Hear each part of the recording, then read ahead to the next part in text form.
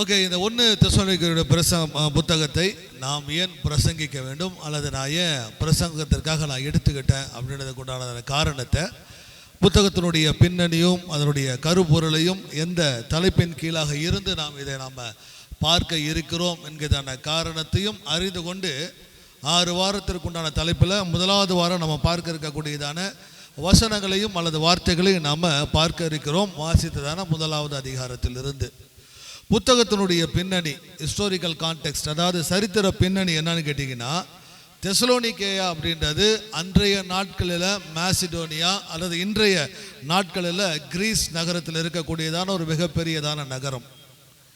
அன்றைய நாட்களில் அது ஒரு வணிக வியாபார ஸ்தலத்திற்கு உண்டானதான மிக முக்கியமான பாதையாக தெசலோனிக்கேய பட்டணம் அமைந்திருந்திருந்தது.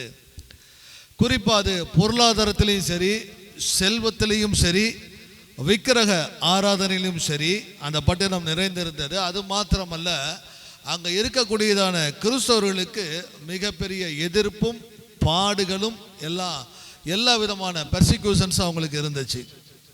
இந்த சர்ச்சை அப்போஸ்தலனாகிய பவுல் தன்னுடைய 2வது மிஷனரி பயணத்தின் போது, அப்போஸ்தலர் 17வது அதிகாரத்தை எடுத்து நாம் வாசித்தோம் அப்படின்னா, தெசலோனிக்கே சபை உருவானதான விதத்தை நாம் என்ன பண்ண முடியும், நாம் அறிந்து கொள்ள முடியும். தன்னுடைய 2வது மிஷனரி பயணத்தின் போது தெசலோனிக்கையில் இருக்கக்கூடியதான யூத மக்களுக்காக அங்கே இருந்ததான ஜப ஆலயங்களில் 3 வாரங்கள் பவுல் அங்கே பிரசங்கிக்கிறார். அதை கேட்டதான அநேகர் கனம் பொருந்தியதான யூத மக்களும் கிரேக்கர்களும் புறஜாதிகளும் இயேசு என்ன பண்ணுறாங்க, ஏற்றுக்கொள்கிறாங்க. அப்படிப்பட்டதான சூழலில் உருவாக்கப்பட்டதான தெசலோனிக்கே திருச்சபையானது தெசலோனிக்கே திருச்சபைக்காக எழுதப்பட்டதான கடிதம் அல்லது தெசலோனிக்கேயுக்கு எழுதினதான மடல்.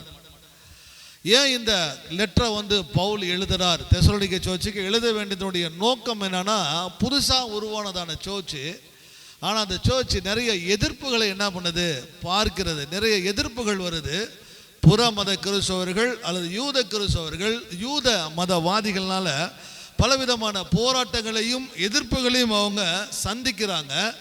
அது மாத்திரமல்ல, கிறிஸ்துவனுடைய 2ஆம் வருகையை பற்றியதான ஒரு சிலதான குழப்பம் அந்த மக்கள் மத்தியில் இருந்துச்சு.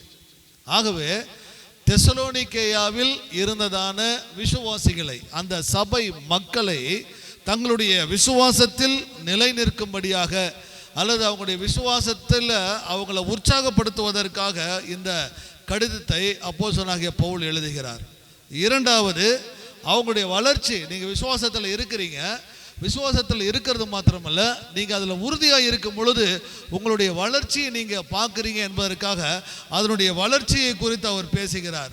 அது மாத்திரமல்ல, தெய்வீக வாழ்க்கை, காட்லி லைஃப், அதாவது கிறிஸ்துவனுடைய வருகையை எதிர்நோக்கி கொண்டிருக்கக்கூடியதான அந்த மக்கள், அவர்கள் வாழக்கூடியதான அந்த பரிசுத்தமான அந்த தெய்வீக வாழ்க்கை குறித்தான காரியத்தை குறித்து அவர்களுக்கு நினைவூட்ட, சோர்ந்து போகாமல் இருங்க, பாடுகள் மத்தியில் நீங்கள் கவலைப்படாதீங்க, உங்களுடைய விசுவாசத்தை விட்டுடாதீங்க, உங்களுடைய வளர்ச்சியை நீங்கள் பார்க்குறீங்க, உங்களுடைய இந்த தெய்வீகமான பரிசுத்தமான வாழ்க்கையை நீங்கள் ஒருபோதும் மறந்துடாமல் நல்ல கிறிஸ்துவங்களாக நீங்கள் வாழுங்கன்னு சொல்லி அந்த கிறிஸ்துவ வாழ்க்கையை அவர்களுக்கு நினைவூட்ட இந்த கடிதத்தை எழுதுகிறார்.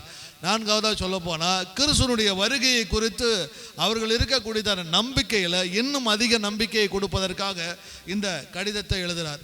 சுருக்கமாக சொல்ல போனால், எதிர்ப்புகளின் கீழே இருக்கக்கூடியதான புதிய திருச்சபையானது விசுவாசம், அன்பு மற்றும் நம்பிக்கையில் இருந்து அவர்களுக்குள்ளாக இருக்கக்கூடியதான கேள்விகள், வழிகள், எதிர்ப்புடக்கூடியதான வேதனைகள் மற்றும் அவர்களுக்கு தங்களுடைய நம்பிக்கையில் இருந்தக்கூடியதான அந்த வருகை குறித்த நம்பிக்கையில் அவர்களுக்கு உறுதி வேண்டி இருப்பதனால இந்த கடிதத்தை எழுதுகிறார்.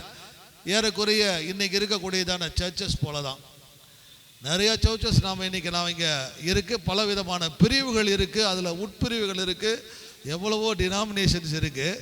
ஆனால் எல்லா சர்ச்சஸ்லையும் ஏதாவது ஒரு விதத்தில் கடவுளுடைய வருகை குறித்தான கேள்வியோ அல்லது பிரச்சனைகளை, போராட்டங்களை சந்திக்கிறதான பொழுது அவர்களுக்குள்ளாக இருக்கக்கூடியதான வழியின் வேதனை குறித்தான கேள்விகளோ நிறையா இருக்குது. ஆக இன்றைக்கும் இந்த காலகட்டங்களுக்கு இந்த புத்தகம் தேவைப்படுகிறதுனால இந்த 1 தெசலோனிக்கேயர் புத்தகத்தை குறித்து நாம் பார்க்க இருக்கிறோம். புத்தகத்தினுடைய கருத்து என்னவா இருக்கும் அப்படின்னா, கடவுளுடைய வருகைக்காக காத்திருக்கக்கூடியதான திருச்சபையானது, கடவுளுடைய வருகைக்காக காத்திருக்கக்கூடியதான திருச்சபையானது நம்பிக்கையுள்ள பரிசுத்தமுள்ள திருச்சபையாக வாழ்வதற்காக இந்த புத்தகத்தை அவர் எழுதுகிறார். புத்தகத்தினுடைய கருத்து அதுதான். இன்னும் சொல்லப்போனால் இதை நான் படிக்கும் பொழுது அல்லது இந்த புத்தகத்தை குறித்து யோசிக்கிறதான பொழுது அல்லது செர்மனை நான் ப்ரிப்பேர் பண்ணிக்கிறதான பொழுது என் மனசில் வந்தது, இது நிச்சயமாக நம்ம சர்ச்சுக்கு இது சூட்டபுளாக இருக்கும், இல்லாட்டா நம்ம சபைக்கு இது ரொம்ப பெர்ஃபெக்டாக இருக்கும். காரணம் ஏன்னா இந்த கடினமான உலகத்தில் பிரச்சனைகளையும் பாடுகளையும் போராட்டங்களையும் கஷ்டங்களையும் சந்திக்கக்கூடியதான மக்களாகிய நாம் கடவுளுடைய வருகையை எதிர்பார்த்து கொண்டு இருக்கக்கூடியதான் நாம் வாழக்கூடியதான இந்த வாழ்க்கையை, கிறிஸ்துவ வாழ்க்கையை நல்ல முறையில் வாழ்வதற்கு இந்த செய்தியானது அல்லது இந்த புத்தகத்தினுடைய தொடர் செய்தியானது நமக்கு பிரயோஜனம் உள்ளதாக இருக்கும் அப்படின்றத நினச்சி பார்த்தேன். ரெண்டாவது, பவுல் எழுதும் பொழுது மிகப்பெரிய ஆட்களுக்கெல்லாம் அவர் ஒன்றும் எழுதலை. தெசலோனிக்கப்பட்டதில் புதிதாக ரட்சிக்கப்பட்டதான ஒரு சாதாரண ஒரு விசுவாசிகளுக்கு தான் அவர் எழுதுகிறார், நீண்ட கால மக்களுக்கு அல்ல. ஆகவே இது நமக்கு ஒரு சூட்டபுளாக இருக்கும் அப்படின்றதுக்காக இந்த பிரசங்கத்தை நாம் அல்லது இந்த புத்தகத்திலிருந்து பிரசங்கங்களை நாம் எடுத்திருக்கிறோம்.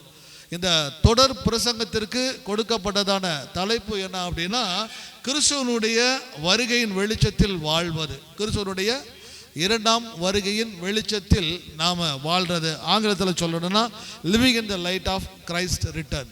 கிறிஸ்துவனுடைய வருகையினுடைய வெளிச்சத்தில் நாம் வாழ்வது என்பதுதான் இந்த தொடர் பிரசங்கத்தினுடைய தலைப்பு. ஆனால் இன்றைக்கி நாம் பார்க்க இருக்கக்கூடியதான தலைப்பு இந்த 1வது வசனத்திலிருந்து 10வது வசனம் வரையிலும் நாம் எந்த தலைப்பின் கீழே நாம் பார்க்க இருக்கிறோம் அப்படின்னா, ஒரு ஆரோக்கியமான திருச்சபையினுடைய அடையாளங்களாய் எவைகள் இருக்க முடியும், அல்லது ஒரு ஆரோக்கியமான திருச்சபையாக இருந்ததுன்னா அந்த சபையினுடைய அடையாளங்கள், marks of the healthy church எதுவாக இருக்க முடியும் என்பதை குறித்து தான் நாம் இன்றைக்கு நாம் பார்க்க இருக்கிறோம். ஆரோக்கியமான திருச்சபை என்பது இங்கே கட்டடத்தையோ அல்லது அதனுடைய அளவை குறித்தோ நான் பேசலை. நல்லா நான் சொல்ல புரியுதுங்களா? ஹெல்த்தி சர்ச் அப்படின்னா நான் பில்டிங்கை நான் பேசலைங்க, அல்லது அதில் இருக்கக்கூடியதான அளவு எவ்வளோ பெரிய சர்ச்சாக இருக்குது அல்லது எத்தனை மாடிகளை கொண்டதாக இருக்குது. ஸோ அதனுடைய அளவை குறித்து நான் பேசுவதற்காக இந்த பிரசங்கத்தை நான் தயாரிக்கல. பவுலும் அதை குறித்து பேசவே இல்லை. ஆனால் ஆரோக்கியமான திருச்சபை என்பது மக்கள். ஆரோக்கியமான திருச்சபை என்பது மக்கள். சபைனா மக்களாகிய நாம தான். ஆகவே மக்களாகிய நாம் கடவுளால் தேர்ந்தெடுக்கப்பட்டவர்களாய், கடவுளால் முன்குறிக்கப்பட்டவர்களாய், தேவன் அவருடைய அனாதி தீர்மானத்தின்படியாக அவருடைய குமாரனுடைய இரத்தத்தினால் நாம் மீட்கப்பட்டவர்களாய் இருந்து விசுவாசத்தில் வாழுகிறவர்களாய் நாம் இருக்கிறோம். அன்பில் பிரயாசப்படுகளாக இருக்கிறோம். வருகை குறித்து நம்பிக்கையோடு கூட காத்திருக்கிறவர்களாக இருக்கிறோம். அப்படிப்பட்டதான மக்களாகிய உங்களையும் என்னையும் குறித்து பேசப்பட்டது தான் ஆரோக்கியமான திருச்சபையினுடைய அடையாளன்றது. ஆரோக்கியமான சர்ச்னா தயவு செஞ்சு நம்ம பில்டிங்குள்ளாக போயிடாதீங்க, இந்த இடத்துக்குள்ளாக போயிடாதீங்க, வேறு எந்த கண்ணோட்டத்துக்குள்ளாகவும் போயிடாதீங்க. எப்பெல்லாம் நான் ஒரு ஆரோக்கியமான திருச்சபை இந்த விதமான அடையாளத்தோடு கூட இருக்குன்னு நான் பேசுகிறேனோ அப்போ எல்லாமே நான் இங்கேருந்து சொல்கிறேன், உங்களையே நீங்கள் நினச்சிக்கோங்க. ஒருவேளை நீங்கள் அங்கேருந்து நீங்கள் என்ன பார்க்கும் பொழுது ஆரோக்கியமான திருச்சபைன்னு பேசினா, சபைன்னு பேசினா நீங்கள் என்ன நினச்சிக்கோங்க. தயவுசெய்து கட்டடத்தையோ இடத்தையோ நினச்சிக்காதீங்க. ஏன்னா இன்னைக்கு மக்கள் எதற்காக சர்ச்சைக்கு போகிறாங்கன்னதான எண்ணமே இல்லை. அல்லது சபை அப்படின்னா, ஆலயம் அப்படின்னா என்னன்றதான எண்ணத்தையே சுத்தமாக மறந்துட்டாங்க. அதாவது வேதாகம கண்ணோட்டம், நான் சொல்ல பிப்ளிக்கல் கான்செப்ட். இன்னைக்கு சர்ச் அப்படின்னா மற்ற மதத்தினரிடத்தில் காணப்படக்கூடியதான இடத்தை மையப்படுத்துகிறாங்க, இல்லைன்னா வேறு எதையாவது ஒன்று அவங்க என்ன பண்ணுறாங்க, மையப்படுத்த ஆரம்பிக்கிறாங்க. இடம் என்பது வேதத்தில் சொல்லப்படவே இல்லை. சபை அப்படின்னா மக்களை மாத்திரம் என்ன பண்ணப்படுது, குறிப்பிட்டு பேசப்படுகிறது. ஆகவே நாம் மக்கள் இந்த கூடக்கூடியதான இந்த கூடுகைக்கு பேர் தான் திருச்சபை, இதற்கு பேர் தான் சபை. ஆகவே இதையெல்லாம் விட்டுட்டு நாம் பார்க்க இருக்கக்கூடியதான காரியத்தில் நாம் நம்முடைய மனதை வைத்தோம் அப்படின்னா, உண்மையாகவே நான் ஒரு ஹெல்த்தியான ஒரு திருச்சபையாய் நான் கடவுளுக்கு நான் இருக்கிறேனா, அல்லது நான் ஆரோக்கியமற்றதான ஒரு சபையாய் நான் இந்த உலகத்தில் நான் வாழ்ந்து கொண்டு இருக்கிறேனா என்பதை நாம் யோசித்து பார்ப்பதற்கு இந்த காரியம் உதவி செய்யும். திரும்பவும் நான் சொல்கிறேன், சர்ச்சு அப்படின்னா இடம் கிடையாது, மக்களாகிய நீங்களும் நானும் தான். ஆகவே பேசப்படக்கூடியதான அல்லது இங்கு சொல்லப்பட்டதான அத்தனை கருத்துக்களும் தெசலோனிக்கேய சபைக்கு எழுதினானா அங்கே இருக்கக்கூடியதான பில்டிங்கோ வீடுகளுக்கோ எழுதலாம், அதில் இருக்கக்கூடியதான மக்களுக்கு எழுதுகிறார். நீங்கள் இப்படிப்பட்டவங்களாக இருக்கிறீங்க, நீங்கள் இந்த குணத்தை உடையவங்களாக இருக்கிறீங்க, நீங்கள் இந்த காரியத்தை உடையவங்களாக இருக்கிறீங்க. ஸோ அதை எடுத்து இன்றைக்கி நாம் நம்முடைய வாழ்க்கையில் வைத்து பார்த்து, நான் ஆலயம் என்று சொன்னால், நான் கடவுளுக்கு சர்ச்சுன்னு சொன்னால், இந்த காரியங்கள் எல்லாமே என்னுடைய வாழ்க்கையில் இருக்கா? அப்படி இருந்ததுன்னா நிச்சயமாக நான் ஒரு ஹெல்த்தியான ஒரு சர்ச் மெம்பர் அல்லது ஹெல்த்தியான ஆவிக்குரிய சபையில் இணைக்கப்பட்டதான ஒரு அங்கத்தினர். ஏன்னா சபை என்பது கடவுளுடைய ஆவிக்குரிய சரீரமாக காட்டப்படக்கூடியது. தலை கிறிஸ்து, உடல் இல்லாமல் நாம. அப்போ நாம் ஆரோக்கியமாக இருக்கிறோமா இல்லை என்பதை தான் இந்த பிரசங்கத்தின் மூலமாக நம்ம என்ன பண்ண முடியும், கண்டுபிடிக்க முடியும். நாம் பைபிளில் நிறையா விஷயங்களை நாம் பார்க்கலாம். குறிப்பாக புதிய ஏற்பாட்டு காலத்தில் எழுதப்பட்ட புதிய ஏற்பாட்டுடைய நிருபங்கள் ஒவ்வொன்றுக்கும் ஒவ்வொரு தனி சிறப்பு இருக்குது. ஒவ்வொன்றும் ஒரு காரியத்தை மையப்படுத்தி பேசும். இப்போ ரோமர் புத்தகத்தை நம்ம எடுத்துக்கிட்டோம் அப்படின்னா அது கிறிஸ்துவனுடைய சுவிசேஷத்தினுடைய அழகை பற்றி பேசக்கூடியதான ஒரு காரியம். சொல்ல உங்களுக்கு புரியுதுங்களா? ரோமர் புத்தகம் சுவிசேஷத்தினுடைய மேன்மையை, சுவிசேஷத்தினுடைய அழகை பற்றி பேசக்கூடியதான புத்தகம் ரோமர் புத்தகம்.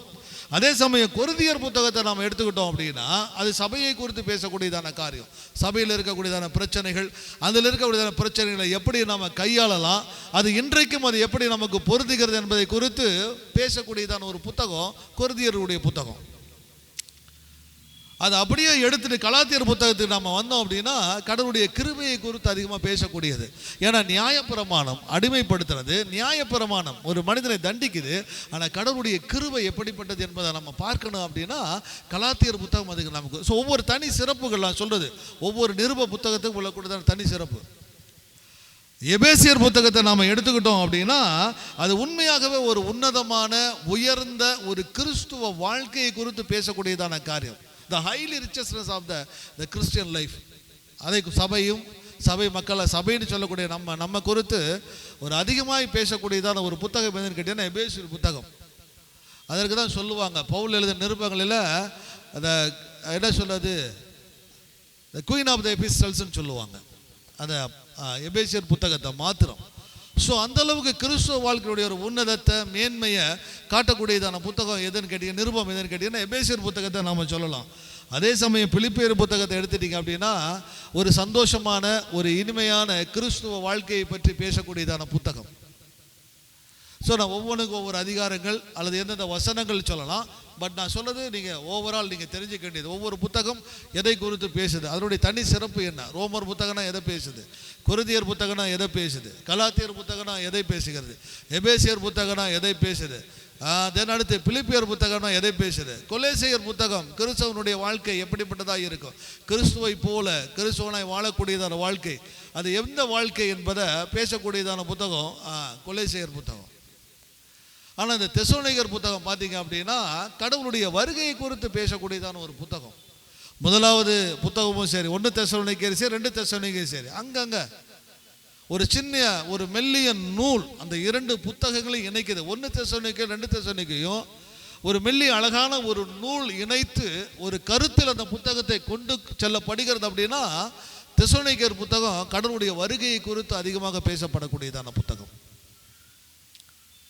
நீங்கள் பார்க்கலாம் கொலேசியர் புத்தகத்தை தெசலோனிக்கேயர் புத்தகம் எடுத்து நீங்கள் வாசித்தீங்க அப்படின்னா 2வது தெசலோனிக்கேயர் கடவுளுடைய 2ஆம் வருகை குறித்து பேசுது, 1வது கடவுளுடைய வருகை குறித்து பேசுது. 1வது வசனம் 1வது அதிகாரத்திலிருந்து அந்த மக்கள் எப்படிப்பட்டதான நம்பிக்கையோடு கூட அவங்க வாழ்ந்து கொண்டிருந்தாங்கன்றதை பற்றி பேசக்கூடியதான ஒரு புத்தகம். ஆகவே தெசலோனிக்கேயருடைய புத்தகம் கடவுளுடைய வருகை நம்பிக்கையை குறித்து அதிகமாக பேசுவதனால இப்பொழுது இருக்கக்கூடியதான திருச்சபையானது அல்லது திருச்சபையாக இருக்கக்கூடியதான நாம் அவருடைய வருகையின் வெளிச்சத்தில் நாம் வாழக்கூடியதான வாழ்க்கை எப்படிப்பட்டதாக இருக்கணும் அல்லது இருக்கும் என்றதான தலைப்பில் தான் நம்ம சிந்திக்க இருக்கிறோம், பார்க்க இருக்கிறோம். ஆகவே அதற்கு கொடுக்கப்பட்டதான ஒரு தலைப்பு தான் ஆரோக்கியமான ஒரு திருச்சபையானது அது எப்படிப்பட்டதாக இருக்கு என்பதை குறித்து பார்க்கக்கூடியதான ஒரு விஷயம். ஆகவே 1வது வசனத்திலிருந்து நம்ம சொல்லக்கூடியதான காரியங்களை நாம் தொடர்ந்து நாம் பார்க்க இருக்கலாம். ஆகவே 1வது வசனத்தை வாசிங்க. 1 தெசலோனிக்கேயர் 1வது வசனம். பவுலும் சில்வானும் தீமோத்தேயும் பிதாவாகிய தேவனுக்குள்ளும் கர்த்தராகிய இயேசு கிறிஸ்துக்குள்ளும் இருக்கிற தெசலோனிக்கேயர் சபைக்கு எழுதுகிறதாவது, நம்முடைய பிதாவாகிய தேவனாலும் கர்த்தராகிய இயேசு கிறிஸ்துவினாலும் உங்களுக்கு கிருபையும் சமாதானம் உண்டாவதாக. ஓகே, செர்மன் சீரீஸ் ஃபர்ஸ்ட் தெசலோனிக்கேயர் நம்ம பார்க்க இருக்கோம். இன்றையிலிருந்து 6 வாரங்களுக்கு நம்ம பார்க்க இருக்கிறோம். ஸோ முதல் 1வது வசனத்திலிருந்து 10வது வசனத்தில் வருவோம். ஆச்சா, living in the life of the என்ன சொல்றது, living in the light of Christ return, கிறிஸ்துவனுடைய வருகையின் வெளிச்சத்தில் நாம் வாழக்கூடியது. அதான் சீரீஸுடைய தலைப்பு. ஸோ வாசித்தான 1வது வசனம் இந்த தலைப்பில் நம்ம பார்க்கலாம். எந்த தலைப்பில் நம்ம பார்க்கலாம் அப்படின்னா, ஒரு ஆரோக்கியமான சபை என்பது தேவனுடைய கிருபையில் வேரூன்றி அவருடைய சமாதானத்தில் வாழ்வதாக இருக்கும். ஆரோக்கியமான சர்ச்சுனா தேவனுடைய கிருபையில் வேரூன்றி அவருடைய சமாதானத்தில் வாழக்கூடியதான திருச்சபையாக இருக்கும். மீண்டும் மீண்டும் நான் சொல்கிறேன், புதிதாக வந்தவருக்கும் சொல்கிறேன், சர்ச்சுனா இந்த இடத்த நான் சொல்லலை, சர்ச்சுனா நீங்கள் தான். நீங்கள் ஒரு நல்ல ஆரோக்கியமான ஒரு ஹெல்த்தியான விசுவாசியா சபையாய் நீங்க இருக்கிறீங்க அப்படின்னா, நீங்க தேவனுடைய கிருபையினால் வேரூன்றவர்களாய் அவருடைய சமாதானத்தில் வாழக்கூடியதான மக்களாய் நாம் இருப்போம். எப்படி நாம கண்டுபிடிக்கலாம்? 3 விஷயங்கள். 1வது வசனத்தை 3ஆ பிரியுங்க. 1, பவுலும் சில்வானும் தீமோத்தேயும். பவுலும் சில்வானும் தீமோத்தேயும். எந்த விஷயத்தை நம்ம பேசலாம்?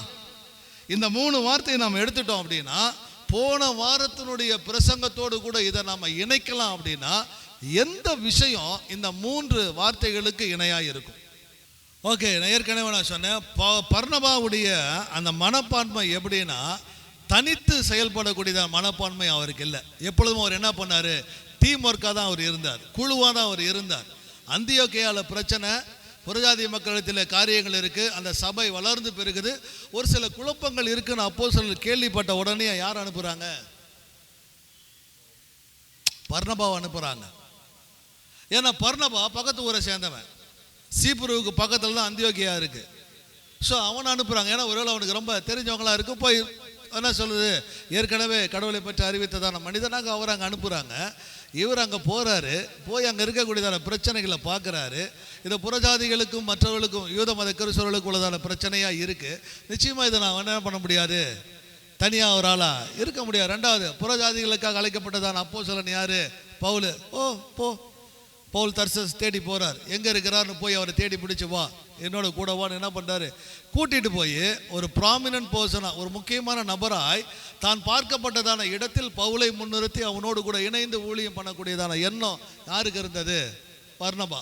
பர்னபாட்ட இருந்து பவுல் எந்தெந்த விஷயங்களை கற்றுக்கிட்டார் அப்படின்றதை நம்ம போனவர் என்ன பண்ண நாம பார்த்தோம். அதில் ஒன்று இந்த விஷயத்தில் ரிஃப்ளெக்ட் ஆகுது. தனித்து அல்ல, எங்கேயும் தன்னை மையப்படுத்தி அல்ல, தன்னோடு கூட இருக்கிறவங்களும் என்ன பண்ணுறாரு, இணைத்து குழுவாய் பேசக்கூடியதான ஒரு விஷயம். ஆகவே பவுல், சில்வான், தீமோத்தேயு என்பது கிறிஸ்துவில் இருக்கக்கூடியதான சபைக்குன்றது தன்னுடைய டீம் ஒர்க்கை குறித்து அவர் பேசுகிறார். 2வது மிஷனரி ஜோனியில் யார் யாரெல்லாம் தன்னோடு கூட இருந்தாங்களோ அவர்களையும் இணைத்து நான் குழுவாக நாங்கள் இருக்கிறோன்றதை காட்டுறார். 2வது காரியம், பிதாவாகிய தேவனுக்குள்ளும் கர்த்தராகிய இயேசு கிறிஸ்துவுக்குள்ளும் இருக்கிற தெசலோனிக்கிய சபைக்கு ஒரு காரியத்தை அவர் மையப்படுத்த விரும்புகிறார் அல்லது புரிய வைக்க விரும்புகிறார். அப்படின்னா சபையை நாம் இருக்கிறோம் அப்படின்னா, மற்றவங்க சொல்கிறது போல் நான் ஆசைப்பட்டேன், சோச்சுக்கு வந்து இதில் நான் மெம்பராக இருக்கிறேன், அல்லது இந்த இயேசுவை நான் ஏற்றுக்கொள்ளான்னு இருந்தேன் நான், ஓகே நான் இயேசுவை ஏற்றுக்கிட்டேன், இப்போ நான் சர்ச்சில் ஒரு சபையாய் மாறி இருக்கிறதல்ல. பிதாவாகிய தேவனாலும் கர்த்தராகிய இயேசு கிறிஸ்துவினாலும் 2 காரியங்களை சபையாக இருக்கக்கூடிய நமக்கு மையப்படுத்தி பேசுகிறார். 1, அவருடைய தெரிந்து கொள்ளல், பிதாவுடைய முன்குறித்தலும் இயேசு கிறிஸ்துவினுடைய தியாகமான பலியும்.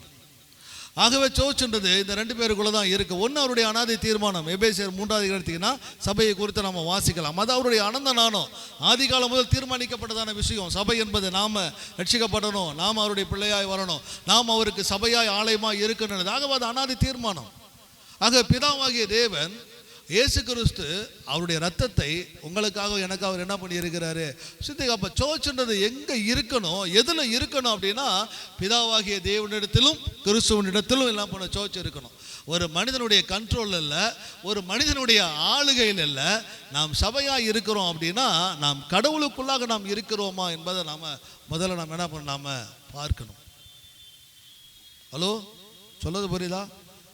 நம்ம ஒரு நல்ல திருச்சபையாய் நாம் இருக்கிறோம் அப்படின்னா, என்னுடைய அடித்தளம் என்பது, என்னுடைய பேஸ்ன்றது என் பரம்பரையில் இல்லை, எனக்கு சுவிசேஷம் சொன்னதான பாஸ்டர் இடத்துல இல்லை, அல்லது என்னை அழைத்து கொண்டு வந்ததான மக்களிடத்தில் இல்லை, இப்போ நான் போயிட்டு இருக்கக்கூடியதான் சோச்சில் என்னுடைய பேஸ்ன்றது.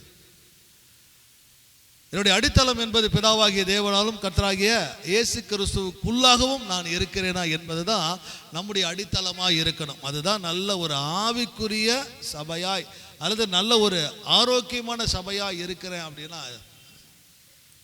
ஸோ அதன் அடுத்த வார்த்தை, மூன்றாவது காரியம் அந்த முதலாவது வசனத்தில் சொல்லப்படுகிறது,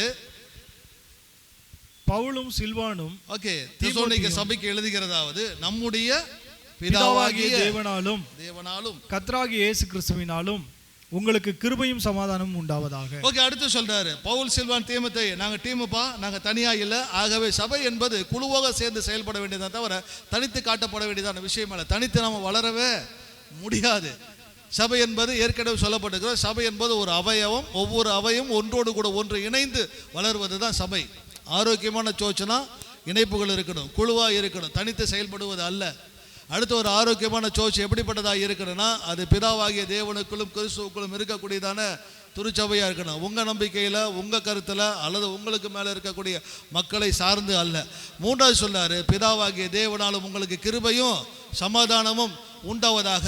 கடவுளால் எனக்கு அளிக்கப்பட்டதான கிருபையும் சமாதானமும் எது என்பதை புரிந்து வைத்திருக்கிறோம் அப்படின்னா நாம் ஒரு ஆரோக்கியமான சோச்சா நம்ம இருக்க முடியும். கடவுளால் எனக்கு அருளப்பட்டதான கிருபையும் சமாதானமும் என்ன அடிக்கடி பவுல் எழுதுறார் அல்லது அடிக்கடி சொல்றார், உங்களுக்கு கிருபையும் சமாதானம் உண்டாக கடவுது, உங்களுக்கு கிருபையும் சமாதானமும் பெருக கடவுது. ஸோ எந்த அர்த்தத்தில் அல்லது எதை மையப்படுத்தி அவங்க எழுதுகிறார்? நான் ஏற்கனவே உங்களுக்கு நான் சொன்னேன், ஆரோக்கியமான ஒரு சர்ச் அப்படின்றது தேவனுடைய கிருபையிலும் அவருடைய சமாதானத்திலும் வேரூன்றி நிற்கக்கூடியதாக இருக்கும். பேசு 1வது வசனம் தான். ஸோ அங்கே அவர் கிருபைன்றது எதை மீன் பண்ண ஆரம்பிக்கிறார், எதை தெசலோனிக்க மக்களுக்கு புரிய வைக்க அவர் எழுதுகிறார், அது இன்றைக்கு நமக்கு எதை நமக்கு காட்டுகிறது? இப்போ கிருபைனா சாதாரண சொல்லிட்டு போயிடலாம், ஏன்னா அது தகுதி இல்லாதவனுக்கு தேவன் காட்டுகிறதான ஒரு இரக்கம். ஸோ அது தகுதி இல்லாதவனுக்கு கடவுள் எப்படி இரக்கம் காட்டுகிறார், அல்லது எதன் மூலமாக தகுதி இல்லாதவனுக்கு கடவுள் இரக்கம் காட்டினார்? இங்க நம்முடைய கர்த்தராகிய பிதாவாகிய தேவனாலும் கர்த்தராகிய இயேசு கிறிஸ்துவினாலும் உங்களுக்கு கிருபையும் சமாதானமும் உண்டாக கடவுது. கிருபை என்பது ரட்சிப்பை குறித்து பேசக்கூடியதான வார்த்தை, சமாதானம் என்பது ரட்சிக்கப்பட்டவர்களுக்கு கடவுள் அளிக்கக்கூடியதான ஆறுதலை குறித்து பேசக்கூடியதான ஒரு வார்த்தை. இங்க தெசலோனிக்க மக்களுக்கு பிதாவாகிய தேவனாலும் கர்த்தராகிய இயேசு கிறிஸ்துவாலும் உங்களுக்கு கிருபையும் சமாதானம் உண்டாயிருந்ததுன்னா நீங்கள் பெற்றுக்கொண்டதான ரட்சிப்பை நீங்கள் நினைவு கூறுங்க. அந்த பெற்றுக்கொண்ட ரட்சிப்பின் மூலமாக உங்களுக்கு கிடைக்கக்கூடியதான ஆறுதலை நீங்கள் என்ன பண்ணுங்க, நினைச்சு பாருங்க.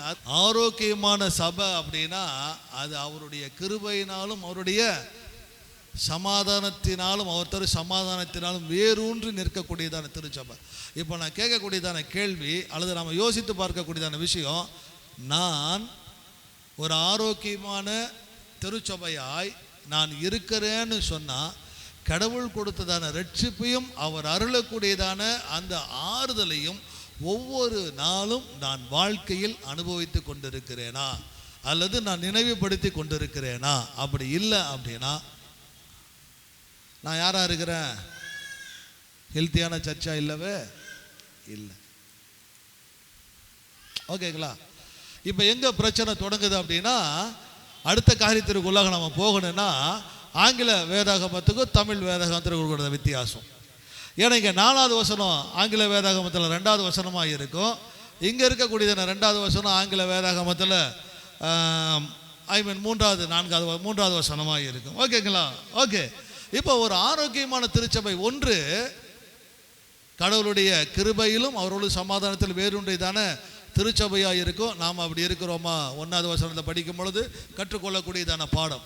2வது வசனம் அல்லது 2வது காரியத்தை நம்ம பார்க்கிறோம். எங்க பார்க்கணும்? 4வது வசனத்தில் நம்ம வாசிக்கிறோம்.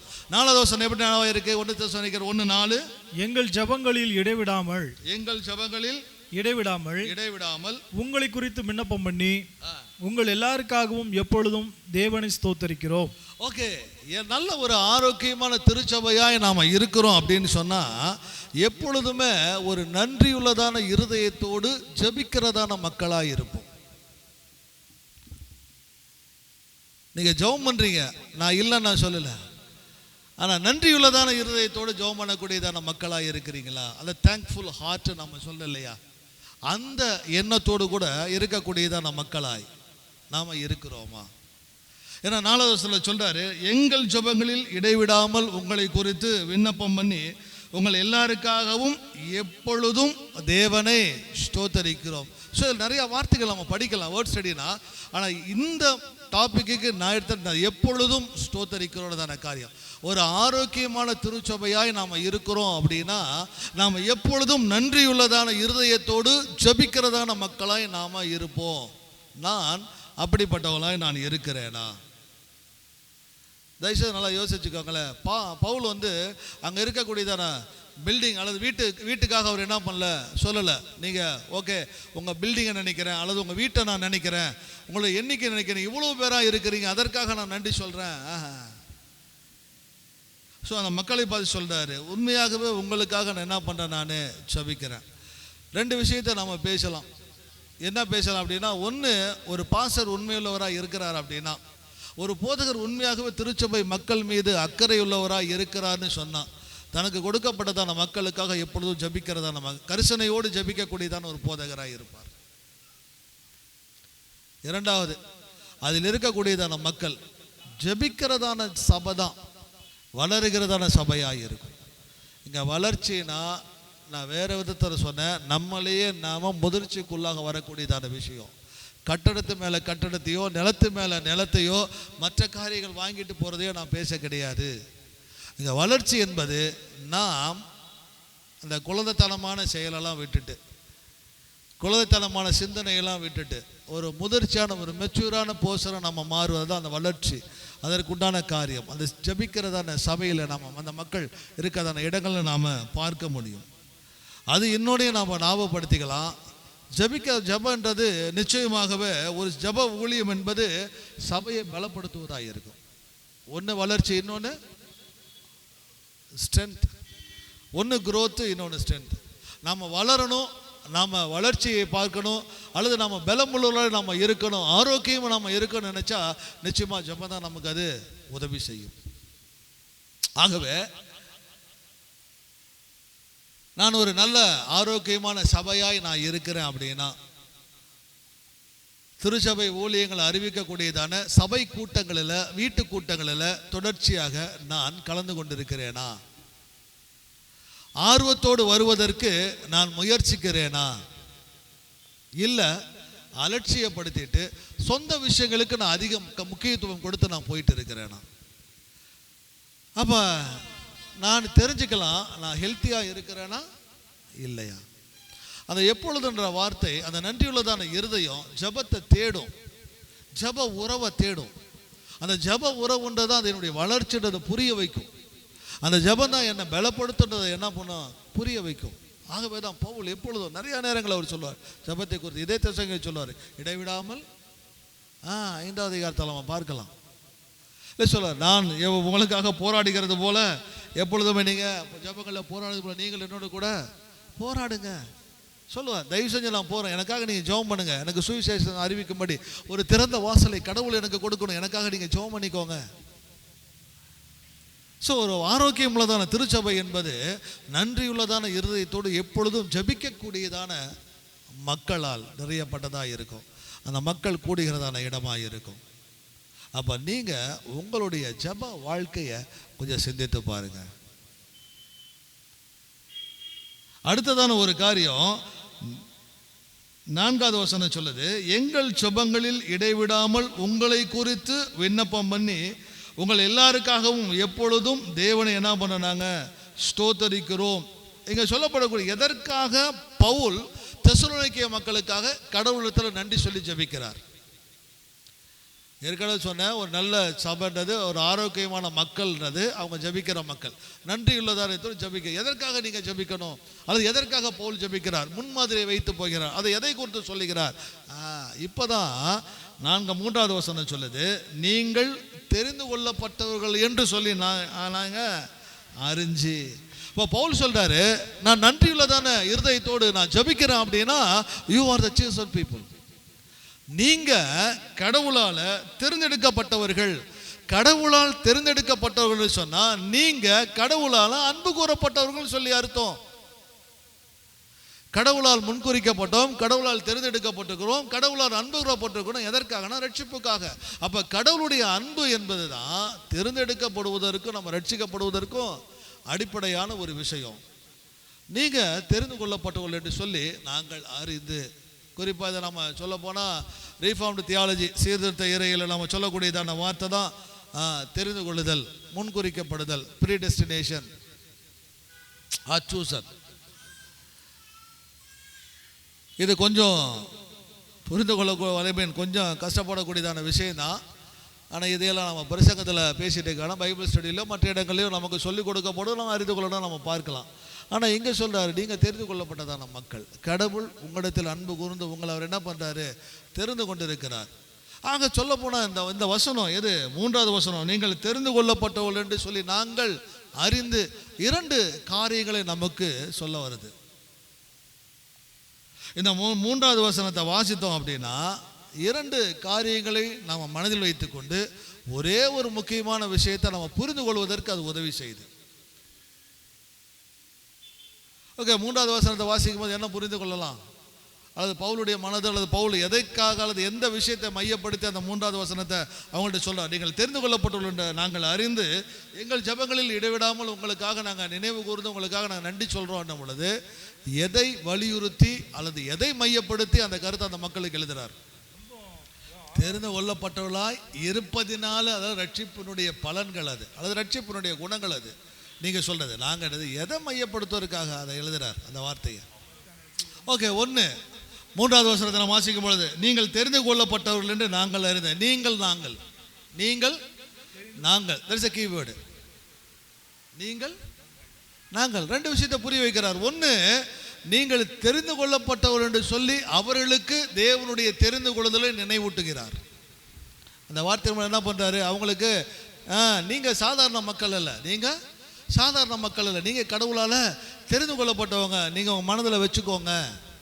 எதை சொல்ல வர்றாருன்னா, நீங்க சிறியவங்களோ பெரியவங்களோ, பலவீனமானவர்களோ ஆரோக்கியமானவர்களோ, அந்த செயலெல்லாம் உங்களை என்ன பண்ணல, கடவுளை தெரிந்து கொள்வதற்கு உங்களை கொண்டு வரல. கடவுளுடைய அன்பு உங்கள் மேலே அதிகமாக இருக்கிறதுனால நீங்கள் கடவுளால் தெரிந்து கொள்ளப்பட்டவர்கள். ஸோ நினைவூட்டப்படுகிறார்கள் பவுலுடைய வார்த்தையின் மூலமாக. 1வது காரியம். 2வது காரியம், பவுல் அந்த மக்களுடைய வாழ்க்கையில் தேவன் செய்ததான செயலை அல்லது அவருடைய இரக்கத்தை, அவருடைய அன்பை தன்னுடைய ஜெபத்தில் நினைவு கூறுகிறார். 2வது விஷயம். 1, நீங்கள் நினச்சி பார்த்துக்கோங்க, நானும் நினைவு கூறுகிறேன். ஏதா அப்படின்னா கடவுள் உங்களுடைய வாழ்க்கையில் செய்ததான செயல், அவருடைய இரக்கம், அவருடைய கிருபை, அல்லது அவருடைய என்ன சொல்றது, முன்குறித்தல், தெரிந்து கொள்ளுதலை. ஸோ அதை நினச்சி நீங்கள் நன்றி சொல்லுங்கள்.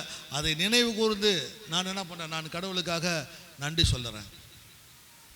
சொல்ல வருது புரியுதா புரியலையா? புரியலாம், திரும்பவும் நான் சொல்ல, நீங்கள் தெரிந்து கொள்ளப்பட்டவர்கள் என்று நாங்கள் அறிந்து. இந்த வசனத்தை வாசிக்கும் போது 2 காரியம் அங்கே இருக்கு. 1, பவுல் அந்த மக்களுக்கு ரிமைண்டர் கொடுக்கிறார், நினைப்பூட்டுகிறார். நீங்க யாரு, நீங்களாம் கடவுளால தெரிந்து கொள்ளப்பட்டதான மக்கள். அடுத்து அவர் அந்த மக்களை கடவுளிடத்தில் ஜெபிக்கும் பொழுது நினைவு கூறுகிறார், இவர்கள் கடவுளால தெரிந்து கொள்ளப்பட. 1 நினைவூட்டப்படுதல், இன்னொன்று நினைவு கூறுதல். இது 2க்குமே என்னது இருக்கு, வித்தியாசங்கள் இருக்கு. ஆக இந்த 2 விஷயங்கள் அவர் என்ன பண்றாருங்க அங்க பண்ணலாம். ஆகவே ஒரு விஷயத்தை அங்க புரிந்து கொள்றாரு, அல்லது ஒரு விஷயத்தை சொல்லி அவங்களுக்கு நன்றி சொல்றாரு, புரிய வைக்க விரும்புகிறாரு. நீங்கள் எப்படிப்பட்டவர்களாக இருந்தாலும் சரி, இப்பொழுது பலவீனமாக நீங்கள் உணர்றீங்களா, ஐ ஆம் சோ வீக், ஐ ஆம் சோ ஸ்ட்ராங். எப்படிப்பட்டதான மக்களாக இருந்தாலும் நீங்கள் கடவுளால் தெரிந்து கொள்ளப்பட்டத மக்களாக இருப்பதனால நாம் அவருடைய இட்டர்னல் செக்யூரிட்டி, நித்திய பாதுகாப்பில் நாம் என்ன பண்ணுறோம், நாம் இருக்கிறோன்றதை நீங்கள் மறந்துடாதீங்க அப்படின்றார். ஆக அப்போ கடவுளுக்கு அவர் நன்றி சொல்லும் பொழுது 1வது காரியம், நீங்கள் தெரிந்து கொள்ளப்பட்டவர்கள், கடவுளால் நீங்கள் அன்பு கூறப்பட்டதான மக்கள், அவர் அருளிய ரட்சிப்பு, அந்த ரட்சிப்பு உங்களுக்கு என்றென்றைக்கும் அழியாத நித்திய வாழ்க்கையும் நித்திய பாதுகாப்பையும் கொடுத்திருப்பதனால நான் உங்களுக்காக கடவுளத்தில் என்ன பண்ணுறேன், நான் நன்றி சொல்லுகிறேன். 1வது காரியம். 4வது வசனத்தினுடைய விளக்கம். அடுத்து 2வது காரியம் 3வது வசனத்தில் இருக்கு. சொல்ல போனால் இந்த முழு அதிகாரத்தினுடைய உயிரோட்டமே அந்த 3வது வசனத்தில் சொல்லப்பட்டதான 3 வார்த்தைகளில் தான் அடங்கி இருக்கு. இரண்டாவது வசனம். தேவனுக்கு பிரியமான சகோதரரே, உங்கள் விசுவாசத்தின் கிரியையும் உங்கள் அன்பின் பிரயாசத்தையும் நம்முடைய கர்த்தராகிய இயேசு கிறிஸ்துவின் மேலுள்ள உங்கள் நம்பிக்கையின் பொறுமையையும் நம்முடைய பிதாவாகிய தேவனுக்கு முன்பாக நாங்கள் இடைவிடாமல் நினைகூர்ந்து.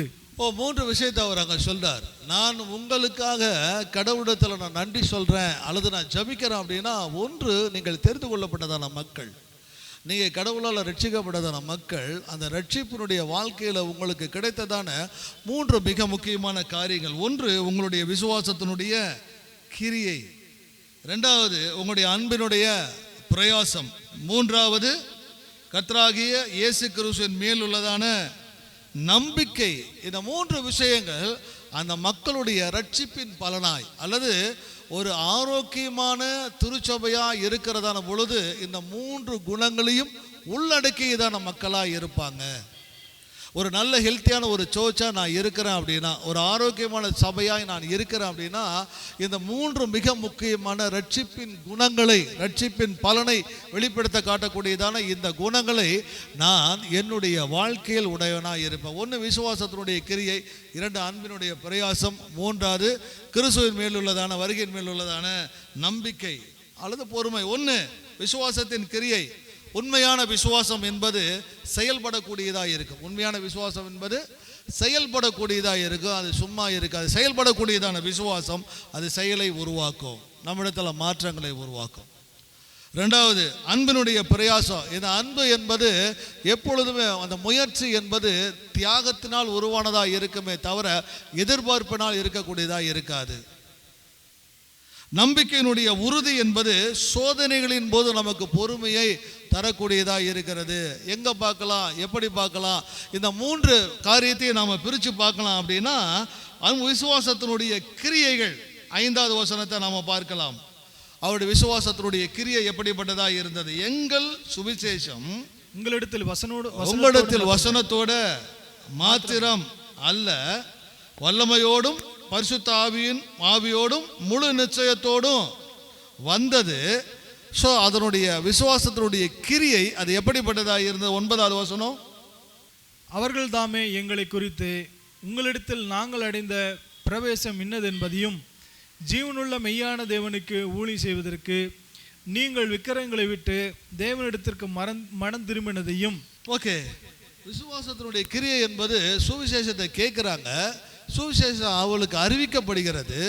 அந்த அறிவிக்கப்படுறதான சுவிசேஷத்தை அவங்க முழு நிச்சயத்தோடு ஏற்றுக்கொள்கிறதான பொழுது விக்கிரகங்களை விட்டு மனம் திரும்பி ஜீவனுள்ள மெய்யான தேவனுக்கு ஊழியம் செய்வதற்கு தங்களை அவங்க என்ன பண்ணுறாங்க?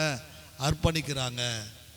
ஸோ அந்த விசுவாசத்தின் கிரியை என்று சொல்லி நாம் பார்க்கும்போது நிறைய விஷயங்களை நாம் பார்க்கலாம். ஆனால் இதில் நாம் சொல்லப்படுது சேவிங் ஃபெய்த், ரட்சிப்பினுடைய விசுவாசம் என்பதை மாத்திரம்தான் இங்கே சொல்லப்படக்கூடியதான காரியம். அந்த ரட்சிப்பினுடைய விசுவாசம் என்பது நம்ம எப்பொழுதுமே சும்மா இருக்க ஒட்டாது. அதான் விசுவாசத்துடைய கிரியை. செயல்படக்கூடியதான விசுவாசம், செயல்படக்கூடியதான விசுவாசம். ஸோ இந்த விசுவாசத்தை தரதும் அவர் தான், அந்த விசுவாசத்தை நம்மிடத்தில் செயல்படுத்துகிறவரும் அவர் தான். ரட்சிப்பில் நம்முடைய பங்குன்றது எதுவுமே கிடையவே கிடையாது. ரட்சிப்பில் நம்முடைய பங்குன்றது எதுவும் கிடையவே கிடையாது. ஏன்னா ஆவிக்குரிய வாழ்வில் இறந்து போனதான நிலைமையில் காணப்பட்டதான நம்ம கடவுள் தேர்ந்தெடுக்கிறார். அவருடைய மிகுந்த அன்பினாலும் இரக்கத்தினாலும். அந்த அன்பும் இரக்கமும் நம்ம ரட்சிப்புக்கு ஏற்றதான சுவிசேஷமான வார்த்தைகளை கேட்கும்படியாக பரிசுத்த ஆவியானவர் நம்முடைய உள்ளத்தில் அவர் என்ன பண்ணுறாரு? கிரியை செய்கிறார். ஆவியானவர் கிரியை செய்கிறதான பொழுது அந்த வார்த்தைகளை ஏற்றுக்கொள்ளக்கூடியதான விசுவாசத்தை நமக்குள்ளாக அவர் என்ன பண்ணுறாரு? கொடுக்கிறார். அந்த விசுவாசம் கடவுள் பக்கமாக திரும்புவதற்கு நமக்கு என்ன பண்ணுதுங்க? உதவி செய்கிறது. இதை நம்ம சரியான முறையில் நாம் பார்க்கணும். கொஞ்சம் அப்படி இப்படி நாம் பார்த்தோம் அப்படின்னா இந்த ரட்சிப்பை குறித்தான தவறான புரிந்து கொள்ளுதலுக்குள்ளாக நம்மளால் என்ன பண்ண முடியும்? போய்விட முடியும். விசுவாசம் செயல்படக்கூடியதாக இருக்கும். அந்த செயல்படக்கூடியதான விசுவாசத்தை நமக்கு தருகிறவர் ஆண்டவராக இருக்கிறார். அந்த ஆண்டவர் நமக்குள்ளாக செயல்படுகிறார். அவருடைய செயல்பாட்டினுடைய அந்த என்ன சொல்லுது நிகழ்வானது அல்லது அந்த செயல்பாட்டினுடைய விளைவானது கடவுளால் நம்ம என்ன பண்ணுறோம்? நாம் ரட்சிக்கப்படுவர்களாக இருக்கிறோம். ஸோ அந்த மக்கள் சுவிசேஷம் கேட்கப்படுகிறதான பொழுது அதை அப்படியே முழு நிச்சயமாய் நம்பி அதை அவங்க என்ன பண்ணுறாங்க, ஏற்றுக்கொள்கிறாங்க. ஏற்றுக்கொள்ளுதல் என்பது விக்கிரகத்தை விட்டு ஜீவனுள்ள தேவனிடத்தில் திரும்புவதற்கு அவர்களுக்கு உதவி செய்தது. ஸோ நம்முடைய விசுவாசத்தினுடைய கிரியை என்பதை நாம் யோசித்து பார்க்கணும். அப்படின்னா ஒரு ஆரோக்கியமான திருச்சபை சுவிசேஷம் நம்ம இடத்துல வரும் பொழுது அதை முழு நிச்சயமாய் நம்பி நம்ம ஏற்றுக்கொள்வதற்கு கடவுள் உதவி செய்கிறார். அப்படின்னா நம்ம நிச்சயமாக நாம் பழைய காரியங்களில் எதைகளெல்லாம் நாம் இருந்தோமோ அதையெல்லாம் விட்டு விட்டு அப்படியே முழு மனதோடு அல்லது முழுவதுமாக நாம் கடவுளத்தில் நாம் திரும்பி இருப்போம். பழைய காரியங்கள் ஒன்றையும் நம்முடைய வாழ்க்கையில் என்ன பண்ண முடியாது, பார்க்க முடியாது. பழைய காரியங்களையோ பழைய குணங்களையோ ஒன்றையும் நம்ம என்ன பண்ண முடியாது, பார்க்க முடியாது. அல்லது விசுவாசத்தினுடைய கிரியை நம்ம எப்படி சொல்லணும் அப்படின்னா சுவிசேஷத்தை பற்றியதான சரியான புரிந்து கொள்ளுதல் நம்முடைய வாழ்க்கையில் இருக்கும். சுவிசேஷத்தை பற்றியதான சரியான புரிந்து கொள்ளுதல்.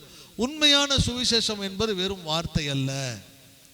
உண்மையான சுவிசேஷம் என்பது ஒரு வார்த்தை அல்ல, அல்லது அது ஒரு மேடை பேச்சும் கிடையாது, அது ஒரு சொற்பொழிவும் கிடையாது. உண்மையான சுவிசேஷம் என்பது இயேசுவை பற்றி அறிவிக்கப்படக்கூடியதான அந்த உண்மையான சுவிசேஷம் என்பது ஒரு மனிதனை உடைக்கும், ஒரு மனிதனை உருவாக்கும், ஒரு மனிதனை கட்டும். அல்லது ஒரு உண்மையான சுவிசேஷம் அறிவிக்கப்படுதுன்னா அந்த சுவிசேஷம் அதை கேட்கக்கூடியதான மனிதனுடைய வாழ்க்கையவே மாற்றக்கூடியதாக இருக்குமே தவிர, அதாவது இப்படி சொல்லலாமே, ஏற்கனவே பவுல் உங்கள் நினைவுகூர்ந்து சொல்கிறார், உங்களுடைய விசுவாசத்தின் கிரியை நான் நினைக்கிறேன், நாங்கள் சுவிசேஷத்தை எடுத்துட்டு நாங்கள் உங்ககிட்ட வந்த பொழுது நாங்கள் அதை வார்த்தையாய் கொண்டு வராமல் அந்த ஒரு சுவிசேஷம் வல்லமையாக இருந்தது, அது பரிசுத்த ஆவியோடு கூட வந்தது, அதை நீங்கள் முழு நிச்சயமாய் நம்புனீங்க. விளைவு விக்கிரகத்தை விட்டு மனம் திரும்பி இப்போ இயேசுவுக்கு என்ன பண்ணீங்க, இயேசுக்கு ஊழி செய்யும்படியாக நீங்களே உங்களை விட்டு கொடுத்து நீங்கள் வரீங்க. இப்போ இயேசுவிடத்தில் நீங்கள் திரும்பினீங்க, விக்கிரகத்தை விட்டு இயேசுவிடத்தில் நீங்கள் திரும்பிட்டீங்க. அதை ஒரு ஆப்ஷனாக வைக்கல. ஓகே, இதை சொல்லி இருக்கிறாரு, இயேசுவை குறித்து என்கிட்ட பேசி இருக்கிறாரு, இப்போ நான் வேறொரு தெய்வத்தை நான் வழிபட்டு கொண்டு இருக்கிறேன், அதையெல்லாம் சற்று தள்ளி வைத்து விட்டு இல்லாத ஒரு ஓரமாக வச்சுட்டு இவர் சொன்ன காரியம் எப்படி இருக்குன்னு சொல்லி நம்ம பார்ப்போம். பிடிச்சா நம்ம அங்கே போவோம், பிடிக்கல அதை நான் ஏற்றுக்கலான்னு சொல்லிட்டு அந்த மனப்பான்மையோடு அவங்க என்ன பண்ணல, திரும்பலை. அந்த எண்ணத்தோடு கூட அவங்க வரல. கேட்குறாங்க. அந்த சுவிசேஷமானது அந்த வல்லமையோடு கூட இருக்கு. வல்லமைன்றது மாற்றக்கூடியதாக இருந்தது. மக்களுடைய எண்ணங்களை மாற்றங்களை கொண்டு வந்தது. மாற்றங்கள் என்பது முழுவதுமான ஒரு காரியம். அதை எதையும் கொஞ்சம் அங்கங்கே வச்சுக்கிட்டு இல்லை, முழுவதுமாய் மாறினாங்க. அவங்க தங்களுடைய பழைய வாழ்க்கையெல்லாம் விட்டுட்டு இப்போ ஒரு புதிய வாழ்க்கைக்குள்ளாக என்ன பண்ணிட்டாங்க, வந்துட்டாங்க. ஹலோ, சொல்றது புரியுதா? இப்போ கேட்கக்கூடியதான கேள்வி என்னன்னா, அல்லது நான் புரிந்துக்கக்கூடிய விஷயம் என்னன்னா, ரட்சிக்கப்பட்டன்ற நான் சபைன்னு சொல்லி ஆராதிப்பதற்காக திருச்சபையை கூடி வருவதற்காக நான் இங்கே வரேன், கடவுளுடைய சபையாய் நான் இருக்கிறேன். உண்மையான இந்த சுவிசேஷம் என்னுடைய வாழ்க்கையில் மாற்றத்தை ஏற்படுத்தி கொண்டது அல்லது ஏற்படுத்துறதுன்னா நான் இன்னும் விட்டு விடாது இருக்கக்கூடியதான விக்கிரக வழிபாடுன்னு ஏதாவது இருக்கா, ஐடல் வர்ஷிப்னு ஏதாவது இருக்கா? அது ஒன்று உங்கள் வேலையாக இருக்கலாம், அல்லது உங்களுடைய குடும்பமாக இருக்கலாம், அல்லது பணமாக இருக்கலாம், அல்லது உங்களுடைய பிடிவாதம் வைராக்கியங்களாக இருக்கலாம், எது வேணாலும் இருக்கலாம். செயல்படுகிறதான விசுவாசம் நம்மளை முழுவதுமாய் மாற்றி இருக்கும். செயல்படுகிறதான விசுவாசம் அல்லது ரட்சிப்பின் விசுவாசம் நம்மளை முழுவதுமாகவே மாற்றி இருக்கும். இதை நான் வேறொரு இடத்துல கூட வேறு மாதிரி கூட என்னால் காட்ட முடியும். அப்போஸ்தலர் 3ஆம் அதிகாரத்தில் காட்ட முடியும். ஏற்கனவே உங்களுக்கு நான் சொல்லியிருக்கிறேன். சாதாரணமான ஒரு விசுவாசத்திற்கு, ரட்சிப்பின் விசுவாசத்திற்கு, சேவிங் ஃபெய்த்துக்குள்ளதான விசுவாசம் அது யார் தராரு? ஏன்னா விசுவாசம் சாதாரணமாக எல்லாருக்குள்ளும் இருக்குது. அப்படின்னா அதை ஆவியின் கனிகளில் கொண்டு என்ன பண்ண வைக்க வேண்டியதான காரியம் இருக்கவே இருக்காது. ஆவியின் கனி அன்பு, சமாதானம், சந்தோஷம், விசுவாசம், அது எல்லாருக்குள்ள இருக்கக்கூடியதான காரியத்தை பேசல. That is special. அதான் சேவிங் ஃபெய்த் நம்ம சொல்லாது. கடவுள் நமக்கு கொடுக்கக்கூடியதான ஒரு காரியம். அதுதான் ஆவியின் கனிகள் இருக்கு. அல்லது இப்போ நாம் நம்புறது போல அந்த விசுவாசம் எல்லாருக்குள்ள இருக்கு அப்படின்னா இல்லை, அது ஆவியின் வரங்களில் ஒன்றுன்னு சொல்லுது. எங்க 1 கொரிந்தியர் 12 வாசிக்கலாம். ஆவியின் வரங்களை குறித்து நம்ம வாசிக்கிறோம் இல்லையா? வாசிக்காத பொழுது சொல்றாரு, முதல் 4 காரியங்களை சொல்லலாம். அந்த ஆவியினால அவனுக்கு பற்பல பாஷைகளை பேசக்கூடியதான வரங்களும், அந்த ஆவியினால விசுவாசமும். ஸோ ஆவியின் வரங்களில் ஒன்று gift of the Holy Spirit அதில் ஒன்று, இன்னொன்று ஆவியின் கனியில் விசுவாசமும் ஒன்று. ஸோ சம்திங் டிஃப்ரெண்ட், அதை நம்ம புரிஞ்சுக்கணும். ஸோ நான் ரட்சிக்கப்பட்டு நான் முழுவதுமாய் மனம் திரும்பி கடவுளால் எனக்கு செயல்படுத்தப்படக்கூடியதான் அவருடைய விசுவாசத்தை நான் அறிந்து கொள்ளணும், புரிந்து கொள்ளணும். அப்படின்னா அந்த ரட்சிப்பின் விசுவாசம் என்னுடைய வாழ்க்கையில் எந்த செயலை செய்தது அல்லது எனக்குள்ளாக எந்த மாற்றத்தை உண்டு பண்ணி வச்சிருக்கிறது. அப்போ உண்மையான சுவிசேஷம் நம்ம இடத்துல வருது அப்படின்னா, நம்ம கேட்குறோம் அப்படின்னா 50-50% கிடையாதுங்க, அல்லது 70-30% கிடையாதுங்க, அப்படி இல்லைன்னா 90-10% கிடையாதுங்க. 90% நான் மாறிட்டேன், இன்னும் 10% என்னால் விட முடியல. 70% மாறிட்டேன், இன்னும் 30% என்னால் விட முடியல. அல்லது 50% மாறிட்டேன், இன்னும் 50% இன்னும் விட முடியல. நம்ம என்ன பண்ண மாட்டோம், சொல்லிக்கிட்டு இருக்க மாட்டோம். டோட்டலாக அப்படியே மாறி இருப்போம். அதை தான் விசுவாசத்தின் கிரியையாய் தெசலோனிக்கேய மக்களிடத்தில் அவர் பார்க்கிறார். ஏன்னா அதனுடைய பலன் அடுத்து சொல்றார், அன்பினுடைய பிரயாசம்ன்றார். அன்பினுடைய விசுவாசத்தினுடைய கிரியை அன்பின் பிரயாசங்களை உருவாக்குகிறது. என்ன அன்பினுடைய பிரயாசம்? என்ன அன்பினுடைய பிரயாசம்? ஜீவனுள்ள தேவனுக்கு ஊழியம் செய்வதற்கு அவர்கள் தங்களை விட்டு கொடுக்கிறாங்க. எப்படிப்பட்டதான சூழ்நிலையில், எந்த காரியங்களில்? ஒவ்வொரு வசனமும் ஒவ்வொரு காரியத்தோடு தொடர்புடையதான விஷயங்கள் தான். இப்போ 4வது வசனத்தில் உங்களுக்காக நான் ஜபிக்கிறேன்னா நீங்கள் தெரிந்து கொள்ளப்பட்டவர்கள். 2வது சொல்றாரு உங்களுடைய அன்பினுடைய கிரிய, விசுவாசத்தினுடைய கிரிய, அன்பினுடைய பிரயாசம். தென் உங்களுடைய நம்பிக்கை, கிறிஸ்துவின் மேல் உள்ளதான வருகை குறித்தான நம்பிக்கை, அவர் மேலே இருக்கக்கூடிய நம்பிக்கை, இதையெல்லாம் உங்களுடைய வாழ்க்கையில் எப்படி வெளிப்படுது? நீங்கள் அதை எப்படி நீங்கள் ஒரு நல்ல ஆவிக்குரிய திருச்சபையை நீங்கள் வெளிப்படுத்துறீங்க அப்படின்னா, உங்களிடத்தில் நீங்கள் வரும் பொழுது அந்த வசனத்தை ஏற்றுக்கொண்டு அப்படியே நீங்கள் மாறி, இப்போ விக்கிரகத்தை விட்டு எங்கே வரீங்க, கடவுளத்தில் நீங்கள் வந்திருக்கிறீங்க. அந்த வந்ததான விஷயம் உங்களுக்குள்ளாக எந்த மாற்றத்தை உண்டு பண்ணிருந்தது அப்படின்னா, ஜீவனுள்ள தேவனுக்கு நீங்கள் என்ன பண்ணுறீங்க, ஊழியம் செய்வதற்கு உங்களை நீங்கள் விட்டு கொடுக்குறீங்க. அல்லது ஜீவனுடைய தேவனை ஆராதிப்பதற்கு இப்போ நீங்கள் உங்களை விட்டு கொடுக்குறீங்க. அதற்காக அடுத்த வசனம் சொல்லுகிறது, 6வது வசனம், நீங்கள் மிகுந்த உபத்திரவத்தில் பரிசுத்த ஆவியின் சந்தோஷத்தோட திருவசனத்தை ஏற்றுக்கொண்டு எங்களையும் கர்த்தரையும் பின்பற்றுவர்களாகி. இப்போ விசுவாசத்தின் கிரியை அவர்களுக்குள்ளாக ரட்சிப்பை கொண்டு வருதுன்னா, அன்பினுடைய பிரயாசம் பாடுகளில் சந்தோஷத்தை உண்டாக்குது, பாடுகளில் சந்தோஷத்தை உண்டாக்குகிறது. நிச்சயமாக நீங்கள் அப்போஸ்தலர் 17வது அதிகாரத்தை நீங்கள் போய் எடுத்து படிச்சிங்க அப்படின்னா, தெசலோனிக்கேய பட்டணத்தில் 2வது மிஷனரி ஜேர்னியில் போது பவுல் அங்கே போய் என்ன பண்ணுறாரு, 3 வாரங்கள் அங்கே ஊழியம் பண்ணுறாரு, இயேசுவை குறித்து பிரசங்கிக்கிறார். அங்கே இருக்கக்கூடியதான மக்கள் இயேசுவை ஏற்றுக்கொண்ட உடனே அங்கே ஒரு காரியம் நடக்குது. என்ன ஒரு காரியம் நடக்குதுன்னா, புறஜாதியான கிறிஸ்தவர்கள் மீதும் யூத கிறிஸ்தவர்கள் மீதும் கிரேக்கர்கள் மீதும் யூத மத தலைவர்கள் பொறாமை கொண்டு ஒரு கம்ப்ளைண்ட்டை கொண்டு வந்து வைக்கிறாங்க. என்ன கம்ப்ளைண்ட் வைக்கிறாங்க? அப்போஸ்தலர் 17வது அதிகாரத்தில், அப்போஸ்தலர் 17வது அதிகாரம் 4வது வசனத்திலிருந்து வாசிக்கலாம். அவர்களில் சிலரும் பக்தியுள்ள கிரேக்கர்கள் திரளான ஜனங்களும் கணம்பொருந்திய ஸ்திரீகளில் அநேகரும் விசுவாசித்து பவுலையும் சீலாவையும் சேர்த்து கொண்டார்கள். எதை விசுவாசித்தாங்க? 3வது வசனம், கிறிஸ்து பாடுபடவும் மரித்தோரிலிருந்து எழுந்திருக்கவும் வேண்டியது, கிறிஸ்து பாடுபடவும் மரித்தோரிலிருந்து எழுந்திருக்க வேண்டியது நான் உங்களுக்கு அறிவிக்கின்ற இந்த இயேசுவே கிறிஸ்து என்றும் காண்பித்து திருஷ்டாந்தப்படுத்தினான். ஓகே, இப்போ என்ன நடக்குது? 5வது வசனம், விசுவாசியாத யூதர்கள் வைராக்கியம் கொண்டு வீணராகிய சில பொல்லாதவர்களை சேர்த்து கொண்டு கூட்டம் கூடி பட்டணத்தில் அமளி உண்டாக்கி யாசோனுடைய வீட்டை வளைந்து கொண்டு அவர்களை பட்டணத்தாருக்கு முன்பாக இழுத்து கொண்டு வர வகை தேடினார்கள். ஓகே, என்ன கம்ப்ளைண்ட்? 7வது வசனம், இவர்களை யாசோன் ஏற்றுக்கொண்டான். இவர்கள் எல்லாரும் இயேசு என்னும் வேறொருவனை ராஜா என்று சொல்லி, இயேசு என்னும் வேற ஒருவனை ராஜா என்று சொல்லி ராயனுடைய கட்டளைக்கு விரோதமாக செய்கிறார்கள் என்று சொல்லி கூக்குரல் இடுறாங்க. பிரச்சனை என்ன தெரியுமா? தெசலோனிக்கேய மக்கள் தங்களுக்கு அறிவிக்கப்பட்டதான சுவிசேஷத்தை கேட்டு இயேசுவை சொந்த இரட்சகராக ஏற்றுக்கொண்டு இயேசுவுக்காக அவங்க பாடுபடுகிறத பொழுது, அல்லது இயேசுவுக்காக அவர் வாழணும்னு சொல்லி முயற்சி எடுக்கிறதான பொழுது, அங்கே இருக்கக்கூடியதான யூத மக்களும் யூத மத தலைவர்களும் இவங்க இயேசுவை ராஜான்னு சொல்கிறாங்க.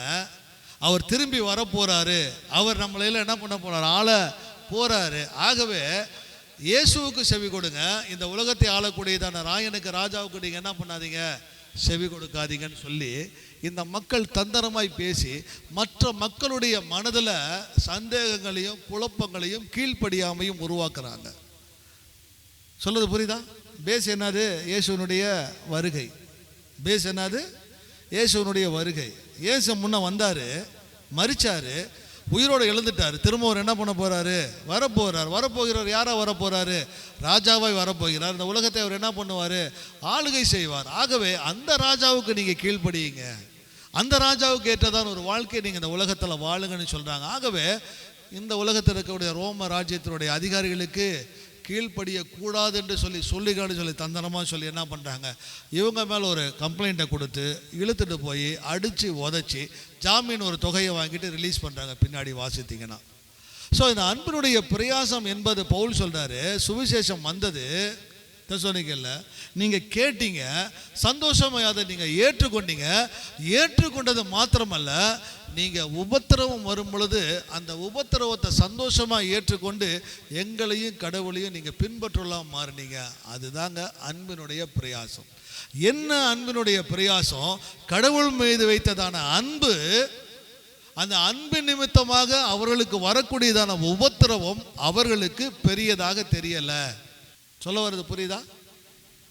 1ஆம் நூற்றாண்டு புதிதாக ரட்சிப்புக்குள்ளாக வந்ததான தெசலோனிக்கே சபை மக்கள் இயேசுவை ஏற்றுக்கொண்டு அவருக்காக வாழுகிறதான பொழுது வரக்கூடியதான உபத்திரவத்தையோ கஷ்டத்தையோ பாடுகளையோ அதை பெருசாக எடுத்துக்காம அந்த உபத்திரவத்தையும் பாடுகளையும் அவங்க சந்தோஷமாக என்ன பண்ணாங்க, எடுத்துக்கிட்டாங்க. அப்போ கேட்கக்கூடியதான கேள்வி அல்லது புரிந்து கொள்ளக்கூடியதான விஷயம் என்னன்னா, நாம் ஆரோக்கியமான ஒரு திருச்சபையாக இருக்கிறோம் அப்படின்னா, நல்ல ஒரு ஹெல்த்தியான ஒரு சர்ச்சாக நான் இருக்கிறேன் அப்படின்னு சொன்னால், கிறிஸ்துவின் நிமித்தம் வரக்கூடியதான பாடுகளை நான் சந்தோஷமாக எடுத்துக்கிறேனா, இல்லை முறுமுறுக்கிறேனா, இல்லை குறை சொல்லிட்டு நான் வாழ்ந்துட்டு இருக்கிறேனா? கேட்குறது புரியுதா? நானே ஏற்கனவே கஷ்டத்தில் இருந்தேன். இப்போ இயேசுவை ஏற்றுக்கிட்டேன், எனக்கு எந்த ஒரு கஷ்டமும் இல்லைன்னு சொன்னாங்க. அதனால் அந்த இயேசுவை ஏற்றுக்கிட்டேன்.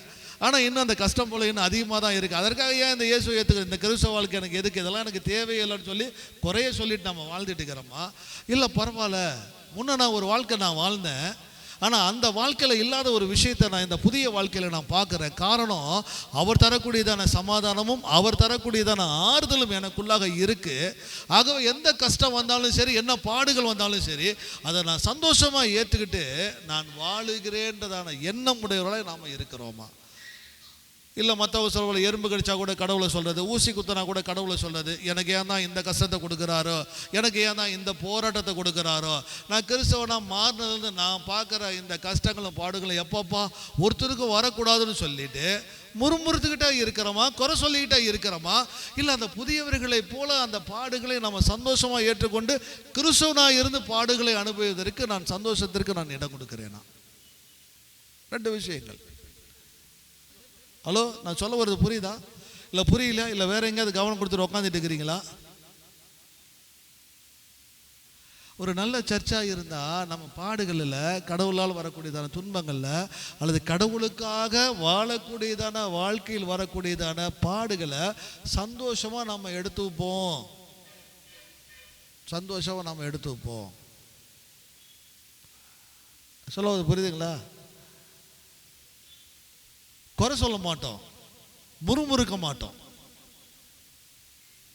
ஏன்னா இரண்டு விஷயத்தை அவங்க புரிஞ்சுக்கிட்டாங்க. அந்த ரெண்டு விஷயத்தை நம்ம புரிஞ்சுக்கணும். என்னன்னா, அன்பினுடைய பிரயாசம். பாடுகளை சந்தோஷமாக ஏற்றுக்கொள்ளணும்னா அன்பினுடைய பிரயாசம். என்ன அன்பினுடைய பிரயாசம்? கடவுளிடத்தில் அன்பு கூடக்கூடியதான விஷயம். இப்போ நீங்கள் வாலிபர்கள் சொன்ன இல்லையா, ஒரு வசனத்தை நீங்கள் ஞாபகம் வச்சுக்கோங்க. என்ன வசனம்? உன் தேவனாகிய கர்த்தரிடத்தில் முழு இருதயத்தோடும் முழு பலத்தோடும் முழு மனதோடும் ஆத்மாவோடும் அன்பு கூறுவாயாக.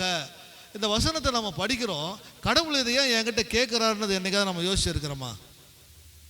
ஏன் இதை கடவுள் இடத்துல எதிர்பார்க்கிறார் அப்படின்றத நம்ம என்னைக்காவது நம்ம யோசித்து இருக்கிறோமா?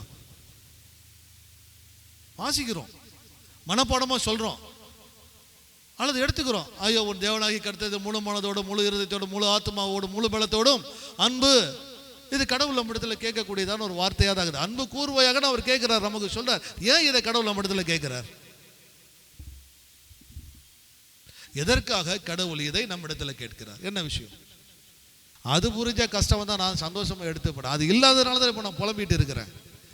அது இல்லாததுனால நான் கடவுளையும் சபையும் மற்றவங்களையும் நான் குறை சொல்லிட்டு இருக்கிறேன். ஏன் கடவுள் கேட்கிறார்? இடத்தில் அன்பு கூறுவாயாகன்னு சொல்லி கடவுள் கேட்கிறார்னா, நாம் முதலாவது அவரால் அன்பு கூறப்பட்டவளாக இருக்கு. அவர் நம்ம நேசிக்கிறார். அவர் முதல்ல நம்ம நேசித்தார். அவர் நம்மை முதலாவது நேசித்தனால நீ என்னிடத்தில் அன்பு கூறுன்னு அவர் கேட்கிறார். சொல்றது புரியுதா? புரியுதா இல்லையா? யோவான்ல வாசிக்கிறோமா? நாம் அவரிடத்தில் அன்பு கூர்ந்ததினாலே அல்ல, அவர் நம்மிடத்தில் முதலாவது அன்பு கூர்ந்தபடியினால அவர் நம்முடைய பாவங்களின் கிருபாதார வழியாக இருந்த பூமியில் அவர் வெளிப்பட்டார். அவர் முதலாவது அன்பு கூர்ந்தார். அது அன்பினுடைய பெரிய. அவர் நான் தெரிந்து கொள்ளப்பட்டவர்கள். அதுக்கு நான் சொன்னேன், தெரிந்து கொள்ளப்படுதல் என்பது ரட்சிப்பு. ரட்சிப்புக்கு எதுதான் அடிப்படை? தேவனுடைய அன்பு தான் அடிப்படை.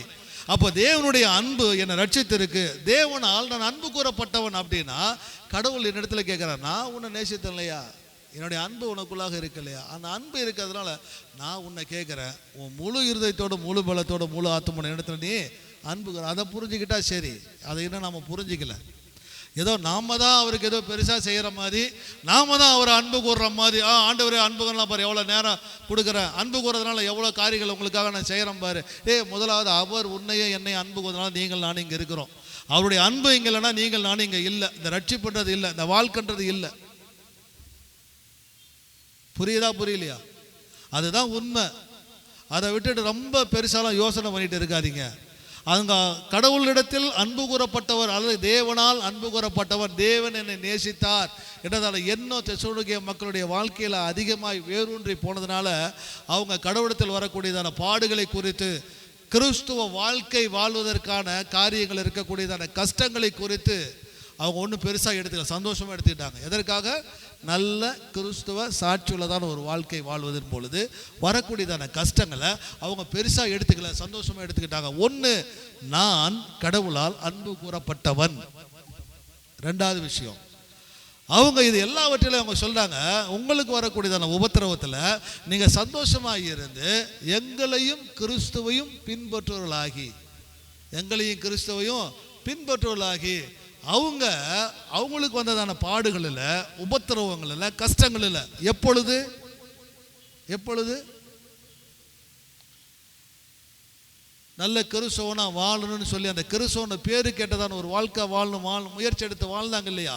அப்போ வந்த கஷ்டத்தில், பிரச்சனையில், போராட்டத்தில் முதலாவது அவங்க புரிஞ்சுக்கிட்டது கடவுள் என்னை நேசித்தார். ரெண்டாவது, அவங்க கடவுளை பார்த்தாங்க, அவங்க கிறிஸ்துவை பார்த்தாங்க, கிறிஸ்துவை நோக்கி பார்த்தாங்க. அதனால அவங்களால கடவுளுக்காக எந்த ஒரு சூழ்நிலையிலும் முறுமுறுக்காக அந்த பாடுகளை சந்தோஷத்தோடு ஏற்றுக்கொள்ள முடிந்தது. உங்களுடைய கஷ்டத்தில், உங்களுடைய பாடுகளில் நீங்கள் கடவுளுடைய ஆலயமாக இருக்கிறீங்கன்னு சொன்னால் நீங்கள் கடவுளை பார்க்குறீங்களா இல்லை வேற எங்கேயாவது உங்கள் கண்ணை வச்சுருக்கிறீங்களா? ஹலோ, கேட்குறது புரியுதா?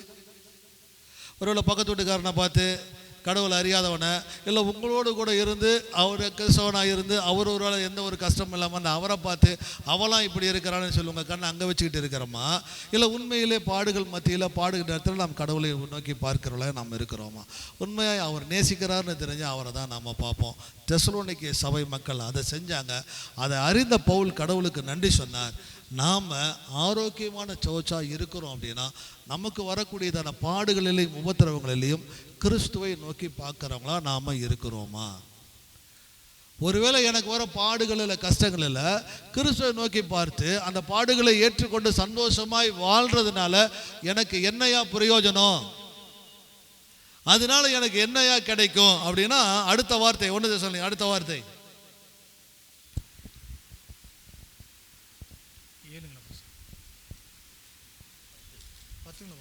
பத்து இல்லைங்க ஐயா, 7ங்களா? வாசிங்க 7. இவ்விதமாய் மக்கதோனியாவிலும் அகாயாவிலும் உள்ள விசுவாசிகள் யாவருக்கும் மாதிரிகள் ஆனீர்கள். ஓகே, இவ்விதமாய் மக்கதோனியாவிலும் அகாயாவிலும் உள்ள விசுவாசிகளுக்கு மாதிரிகளாய் ஆனீர்கள். எந்த ஒரு கிறிஸ்துவன் அல்லது எந்த ஒரு கிறிஸ்தவன் தங்களுக்கு வரக்கூடியதான பாடுகளில், உபத்திரவங்களை அதை சந்தோஷமாக ஏற்றுக்கொண்டு பின்பற்றுகளாய் அல்லது கிறிஸ்துவை தங்களுடைய வாழ்க்கையில் பிரதிபலிக்கலாய் இருக்காங்களோ அவங்க மற்றவர்களுக்கு மாதிரிகளாக இருப்பாங்க, எக்ஸாம்பிளாக இருப்பாங்க, சாட்சியாக இருப்பாங்க. அப்போது நல்ல ஒரு ஆரோக்கியமான திருச்சபை என்பது மற்றவர்களுக்கு முன்பாக சாட்சி உள்ளதான சபையாக இருக்கும். சபைனா நான் என்னுடைய வாழ்க்கையில் என்னை சுற்றிலும் இருக்கக்கூடியதான மக்களுக்கு முன்பாக சாட்சி உள்ளதான வாழ்க்கை வாழுகிறவனாய் கிறிஸ்துவை வெளிப்படுத்துகிறதான மக்களாய் நான் இருக்கிறேனா? எங்கேருந்து எவ்வளோ தூரம்? மக்கதோனியாவிலேருந்து அகாயா வரையிலும், வடக்கிலிருந்து தெற்கு வரையிலும், வடக்கிலிருந்து தெற்கு வரையிலும் அந்த ரோம ப்ரோவின்ஸில் ரோமனுடைய அந்த ஆளுகைக்குள்ளாக. ஸோ மக்கதோனியாவிலேருந்து அகாயானா நார்த் டு சவுத், ஒரு பக்கத்துலேருந்து இன்னொரு பக்கம் வரைக்கும். அதான் சொல்கிறார். அவர் சொல்கிறார், இந்த கடைசியில் அந்த கடைசி வரைக்கும் உங்களை குறித்து தாண்டா பேசுகிறாங்க, உங்கள் வாழ்க்கையை குறித்து தாண்டா பேசுகிறாங்க. ஏன்னா 1ஆம் நூற்றாண்டு கிறிஸ்தவனாவை துன்பப்படுத்தப்பட்டான், அடிமைப்படுத்தப்பட்டான், பாடுகளுக்குள்ளாக போனால், நிறைய பேர் கொலை செய்யப்பட்டாங்க, நிறைய பேர் தங்களுடைய வேலைகளையே இழந்தாங்க, ஒன்றுத்துக்குமே வழி இல்லை. ஆனால் அத்தனையும் அவன் சந்தோஷமாக எடுத்துக்கிட்டான். ஆனால் இன்றைக்கி நாம் சர்ச்சுன்றோம், இன்றைக்கி நம்ம கடவுளுடைய பிள்ளைன்றோம், வேலை இல்லைனா முறுமுறுக்கிறோம், கஷ்டம்னு வந்தால் முறுமுறுக்கிறோம், குறை பேசுகிறோம், கடவுளை விட்டு தூரம் போயிட்டு இருக்கிறோம். நாம் எந்த சர்ச்சாக இருக்கிறோன்றதை நம்ம தானே யோசித்து பார்க்கணும். ஆனால் பேர் மாத்திரம் கிறிஸ்தவன் வச்சுக்கிட்டா என்ன இருக்குது?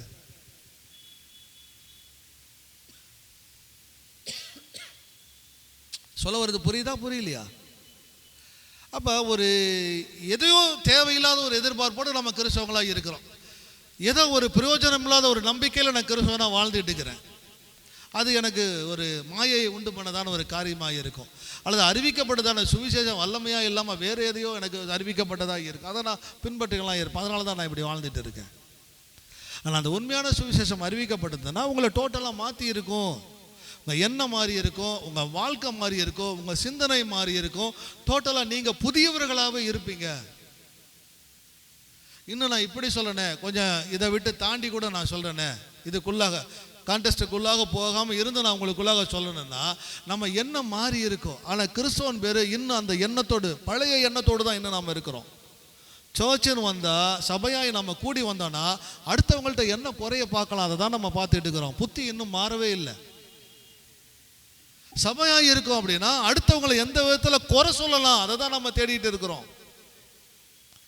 சபையாக இருக்கிறோம் சொன்னால் அடுத்தவங்களுக்கு எந்த விதத்தில் உதவி செய்யாமல் அவங்களை எந்த விதத்தில் நம்ம உபத்திரவத்துக்குள்ளாக கொண்டு போகலாம். சர்ச்சுக்கு வந்தானா அவன் எனக்கு நிம்மதியாக வீட்டுக்கு திரும்பி போகக்கூடாது. எதையாவது ஒன்று பேசுவான், எதையாவது ஒன்று சொல்லுவான், அவன் நிம்மதியை இழந்து சந்தோஷத்தை இழந்து அவன் போகணும். புத்தி மாறலையே. சர்ச்சுக்கு வரோம், இன்னும் ஒருத்தருக்குள்ள ஒருத்தர் சண்டையை மூட்டிட்டு இருக்கிறோம்.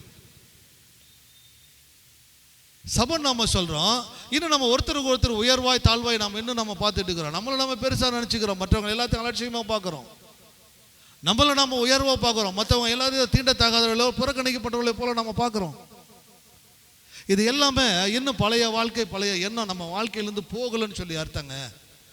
இன்னும் கேட்டதான சத்தியத்தை, ஐமன் சுவிசேஷத்தை நம்ம இன்னும் சரியாக நம்மளை புரிந்து கொண்டு, இயேசுனா யார், அவர் எனக்காக என்ன செய்திருக்கிறார், அவரால் கிடைக்கப்பட்டதான அந்த இலவசமான ரட்சிப்பு என்பது என்ன, அந்த ரட்சிப்பு என்னுடைய வாழ்க்கையில் எந்த மாற்றங்களை அது உருவாக்கி இருக்கின்றதான எண்ணம் கிடையாது, புரிந்து கொள்ளுதல் கிடையாது. ஆனால் கிறிஸ்தவன்றதான பேரை வச்சுக்கிட்டு நம்மையும் நாம் ஏமாற்றிட்டு ஊரையே ஏமாற்றிட்டு இருக்கிறோம். கடவுளை ஏமாற்ற முடியாது, கடவுளை ஏமாற்ற முடியாது. அதனால் தயவுசெய்து இந்த சர்ச்சுக்குள்ளே வந்துட்டு ஆலயமாக நம்ம கூடி வர எல்லாருக்கும் இங்கே வந்துட்டு இந்த பிரித்தாளும் சூழ்ச்சியை குறை சொல்லக்கூடியதான எண்ணத்தை யாராவது வச்சுருக்கிறீங்கன்னா ரொம்ப ஜாக்கிரதையாக இருங்க. உங்கள் சொந்த புத்தியை வெளிக்காட்டக்கூடியதான இடம் இது கிடையாது. உங்கள் சொந்த எண்ணத்தை கொண்டு வந்து சபையை பிரியக்கக்கூடியதான அந்த எண்ணத்துக்குள்ளாக வந்தால் அது இந்த இடம் கிடையாது. அது சரியான ஆட்களும் நாம் இல்லை. நாம் இருக்கக்கூடிய இடம் வேறு, இங்கே இருக்கக்கூடிய ஆட்கள் எல்லாம் நாம் சொல்லுது wrong person right place, the wrong person in the right place. தவறான ஒரு ஆள் ஒரு சரியான இடத்துல இருக்குது. தயவு செஞ்சு உங்களை போல புத்தி, உங்களை போல எண்ணம், உங்களை போல உள்ள மக்களை தேடுங்க, கண்டுபிடிங்க, அந்த மக்களோட அசோசியேட்டாக இருங்க. உங்கள் எண்ணம் நிறைவேறும், உங்கள் செயல் நிறைவேறும், உங்களுடைய காரியங்கள் நிறைவேறும். நான் சொல்றது புரியுதா? அதான் யாராவது சர்ச்சுக்குள்ள முதல்ல கால் எடுத்து வைக்கிறீங்க, கூடி வரீங்க, ஆராதனைக்கு வரீங்கன்னா அந்த எண்ணத்தை முதல்ல தூர தூக்கி எறிஞ்சிட்டு, நான் யார், என்னுடைய நிலை என்ன, நான் எப்படிப்பட்டதான வாழ்க்கையை கடவுளத்திலிருந்து நான் பெற்றிருக்கிறேன், அவருடைய இரக்கத்தினாலும் அவருடைய கிருபையினாலும் அந்த உன்னதமான வாழ்க்கையை, கிறிஸ்துவ எண்ணங்களை, கிறிஸ்துவ குணங்களை மனதில் வைத்துக்கொண்டு ஆலயத்துக்குள்ளாக வாங்க. அது நம்முடைய வளர்ச்சிக்கு உதவி செய்யும், நம்ம பலத்திற்கு அது உதவி செய்யும். ஓகேவா? டோட்டலாக அவங்க விக்கிரகங்களை விட்டு ஜீவனுள்ள தேவனத்துக்கு நீங்கள் திரும்பினீங்க. வேறு எதையும் அவங்க கொஞ்சம் மிச்சம் எதுவும் வைக்கல. ரெண்டாவது பிரயாசம், பாடுகளில் அவங்க என்ன பண்ணாங்க? சந்தோஷப்பட்டாங்க. அப்போ நல்ல ஒரு சபையாய் நாம் இருக்கிறோம் அப்படின்னா, நான் பாடுகளில் கடவுள் நோக்கி பார்ப்பேன். அந்த பாடுகளை நான் சந்தோஷமாக என்ன பண்ணுவேன்? நான் ஏற்றுக்கொள்கிறேன்னா நான் இருப்பேன். ஒரு மாடல் சர்ச் அல்லது ஒரு ஹெல்த்தியான சர்ச் எப்படிப்பட்டதாக இருக்கும்? ஸோ இதுதான். ரெண்டாவது, நம்பிக்கை நமக்கு பொறுமையை கொடுக்கும். நம்பிக்கை என்பது நமக்கு பொறுமையை கொடுக்கும். ஒரு விஷயம் நம்ம மறந்துடக்கூடாது. கிறிஸ்துவனுடைய வருகையை எதிர்பார்த்து கொண்டு தான் ஒவ்வொரு கிறிஸ்துவனும் ஒவ்வொரு நாளும் நம்ம வாழ்ந்து கொண்டு இருக்கிறோம். ஒவ்வொரு கிறிஸ்துவனுடைய எண்ணம் அதுதான். ஒருவேளை உங்கள் எண்ணம் அது இல்லாமல் இருந்ததுன்னா நீங்கள் தப்பான உலகத்தில் தப்பான எண்ணத்தோடு கூட தப்பான இடத்துல வாழ்ந்து கொண்டு இருக்கிறீங்கன்னு சொல்லி அர்த்தம். என்னன்னா, இந்த உலகத்தில் வாழக்கூடியதான வாழ்க்கை நல்லா இருக்கணும். அவர் எப்போ வேணாலும் வரட்டும், அப்போ நான் அவரோட கூட போயிடுவேன். ஆனால் இப்போ இந்த பாடுகளும் கஷ்டங்களும் எனக்கு வேணாம். நான் சௌக்கியமாக இருக்கணும். சாகிற வரைக்கும் எந்த வியாதியும் வரக்கூடாது. சாகிற வரைக்கும் எந்த கஷ்டங்களும் எனக்கு வரக்கூடாது. நான் நல்ல சௌரியமாக வாழணும், சௌரியமாக இருக்குன்னு நம்ம நினச்சோம் அப்படின்னா நம்ம தப்பான எண்ணத்தோடு கூட வாழ்ந்துட்டு இருக்கிறோம்னு சொல்லி அர்த்தம். நம்ம ஒரு சரியான எண்ணத்தோடு கூட, ஒரு சரியான நோக்கத்தோடு கூட இந்த பூமியில் நாம் வாழலைன்னு சொல்லி அர்த்தம். உண்மை கிறிஸ்தவர்கள் இந்த உலகத்தில் பாடுகளும் கஷ்டங்களும் இருந்தாலும், என்ன உபத்திரவங்கள் இருந்தாலும், கிறிஸ்துவனுடைய வருகை என்பது ஒரு நாள். அந்த ஒரு நாள் கடவுள் இந்த பாடுகளிலும் போது இந்த கஷ்டங்களை விடுவித்து அவரோடு கூட கொண்டு போய் வச்சுக்க போகிறாரு. அந்த நம்பிக்கை எனக்கு இந்த உலகத்தில் பொறுமையை தருது. ஆகவே நான் அந்த எதிர்பார்ப்போடு கூட நான் வாழ்வேன்றதான் நிச்சயத்தோடு கூட வாழுவாங்க. அப்போ ஒரு ஆரோக்கியமான திருச்சபை என்பது கிறிஸ்துவின் வருகையை எதிர்பார்த்து அந்த எதிர்பார்ப்பின் நம்பிக்கையோடு கூட பொறுமையாய் வாழக்கூடியதான ஒரு திருச்சபையாய் இருக்கும். ஓகேங்களா? புரியுதா? அப்போ 1வது அதிகாரம் எதை கற்றுக் கொடுக்குது அப்படின்னா, 1வது வசனம், ஒரு ஆரோக்கியமான திருச்சபை என்பது தேவனுடைய கிருபையிலும் அவருடைய சமாதானத்திலும் வேரூன்றியதான திருச்சபையாக இருக்கும். 2வது கற்றுக்கிறதான பாடம் 4வது வசனம், ஒரு ஆரோக்கியமான திருச்சபை எப்பொழுதும் நன்றியுள்ளதான இருதயத்தோடு செபிக்கிறதான திருச்சபையாக என்ன பண்ணும் இருக்கும். 3வது சொல்லப்பட்டதான காரியம், ஆரோக்கியமான திருச்சபை என்பது தாங்கள் தெரிந்து கொள்ளப்பட்டவர்கள் என்பதை அறிந்து விசுவாசத்தினுடைய கிரியையிலும் அன்பினுடைய பிரயாசத்திலும் நம்பிக்கையின் பொறுமையிலும் வளரக்கூடியதான திருச்சபையாக இருக்கும். 4வது காட்டக்கட்டதான 4வது பார்க்கதான விஷயம், 4வது பார்க்கக்கூடியதான விஷயம் 6வது வசனம், உண்மையான ஆரோக்கியமான திருச்சபை என்பது தங்களுக்கு வரக்கூடியதான உபத்திரவங்களையும் பாடுகளையும் சந்தோஷமாக ஏற்றுக்கொண்டு தேவனுடைய அன்பையும் அவரையும் நோக்கி பார்க்கக்கூடியதான திருச்சபையாக இருக்கும். 7வது வசனத்தை நீங்கள் படிக்கிறீங்கன்னா, ஒரு ஹெல்த்தியான சர்ச்சாக இருந்தால் அது மற்றவர்களுக்கு முன்மாதிரியான ஒரு திருச்சபையாக அது இருக்கும். அது சாட்சி கொடுக்கக்கூடியதாக இருக்கும். 7வது வசனமும் 8வது வசனமும் 10வது வசனம் சொல்லுது, நம்பிக்கை பொறுமையை கொடுக்கும். கடவுள் ஒரு நாள் வருவார். அப்பொழுது இப்போ இருக்கக்கூடியதான பாடுகளும் கஷ்டம் வாழ்க்கையில் இருக்காது. அந்த நம்பிக்கை எனக்கு பொறுமையை கொடுத்து இந்த உலகத்தில் சந்தோஷமாக என்னை வாழ வைக்கும். அதுதான் அவர் எனக்கு தரக்கூடியதான ஆறுதல் என்பதை புரிந்து கொண்டு உண்மையாய் அவருக்காக வாழும். ஓகேவா? 1வது அதிகாரம் முடிச்சாச்சு. 1வது அதிகாரமான பாயிண்ட்ஸும் உங்களுக்கு நான் சொல்லியாச்சு. தயவுசெய்து வீட்டில் போய் உட்காந்து நிம்மதியாக யோசிக்க. சர்ச்சுனா நான் போகிற இடம் கிடையாது. சர்ச்சுனா எனக்குக்காக கட்டி வச்சிருக்கதான இடம் கிடையாது. சர்ச்சுனா நான் தான் அப்படின்னா இந்த 10 வசனங்கள் சொல்லப்பட்டதான குணங்கள் என்னுடைய வாழ்க்கையில் இருக்குதா? அப்படி இருந்தால் நான் உண்மையாக ஒரு ஆரோக்கியமான ஒரு சர்ச், ஹெல்த்தியான ஒரு சபை. அப்படி இல்லைன்னா நான் எங்கேயோ இன்னும் முழுவதுமாய் மனம் திரும்பாமல், முழுவதுமாய் என்னை விட்டு கொடுக்காமல், அந்த சுவிசேஷத்தை நான் உணராமல், என்னுடைய ரட்சிப்பை எறியாமல் எங்கேயோ நான் தப்பு செஞ்சு நான் வாழ்ந்துட்டு இருக்கிறேன். அதை மாற்றிக்கொள்ள கடவுள் எனக்கு உதவி செய்யணும்னு சொல்லிட்டு ஒரு சின்ன சர்ச்சாக இருந்தாலும் நாம் கடவுளுக்கு சாட்சி உள்ளதான நல்ல கிறிஸ்துவ சபை மக்களாய் வாழ்வதற்கு நம்ம விட்டு கொடுத்து கடவுளத்தில் நாம் ஜெபிக்கலாம். கண்களை மூடுவோம், ஜெபம் பண்ணலாம்.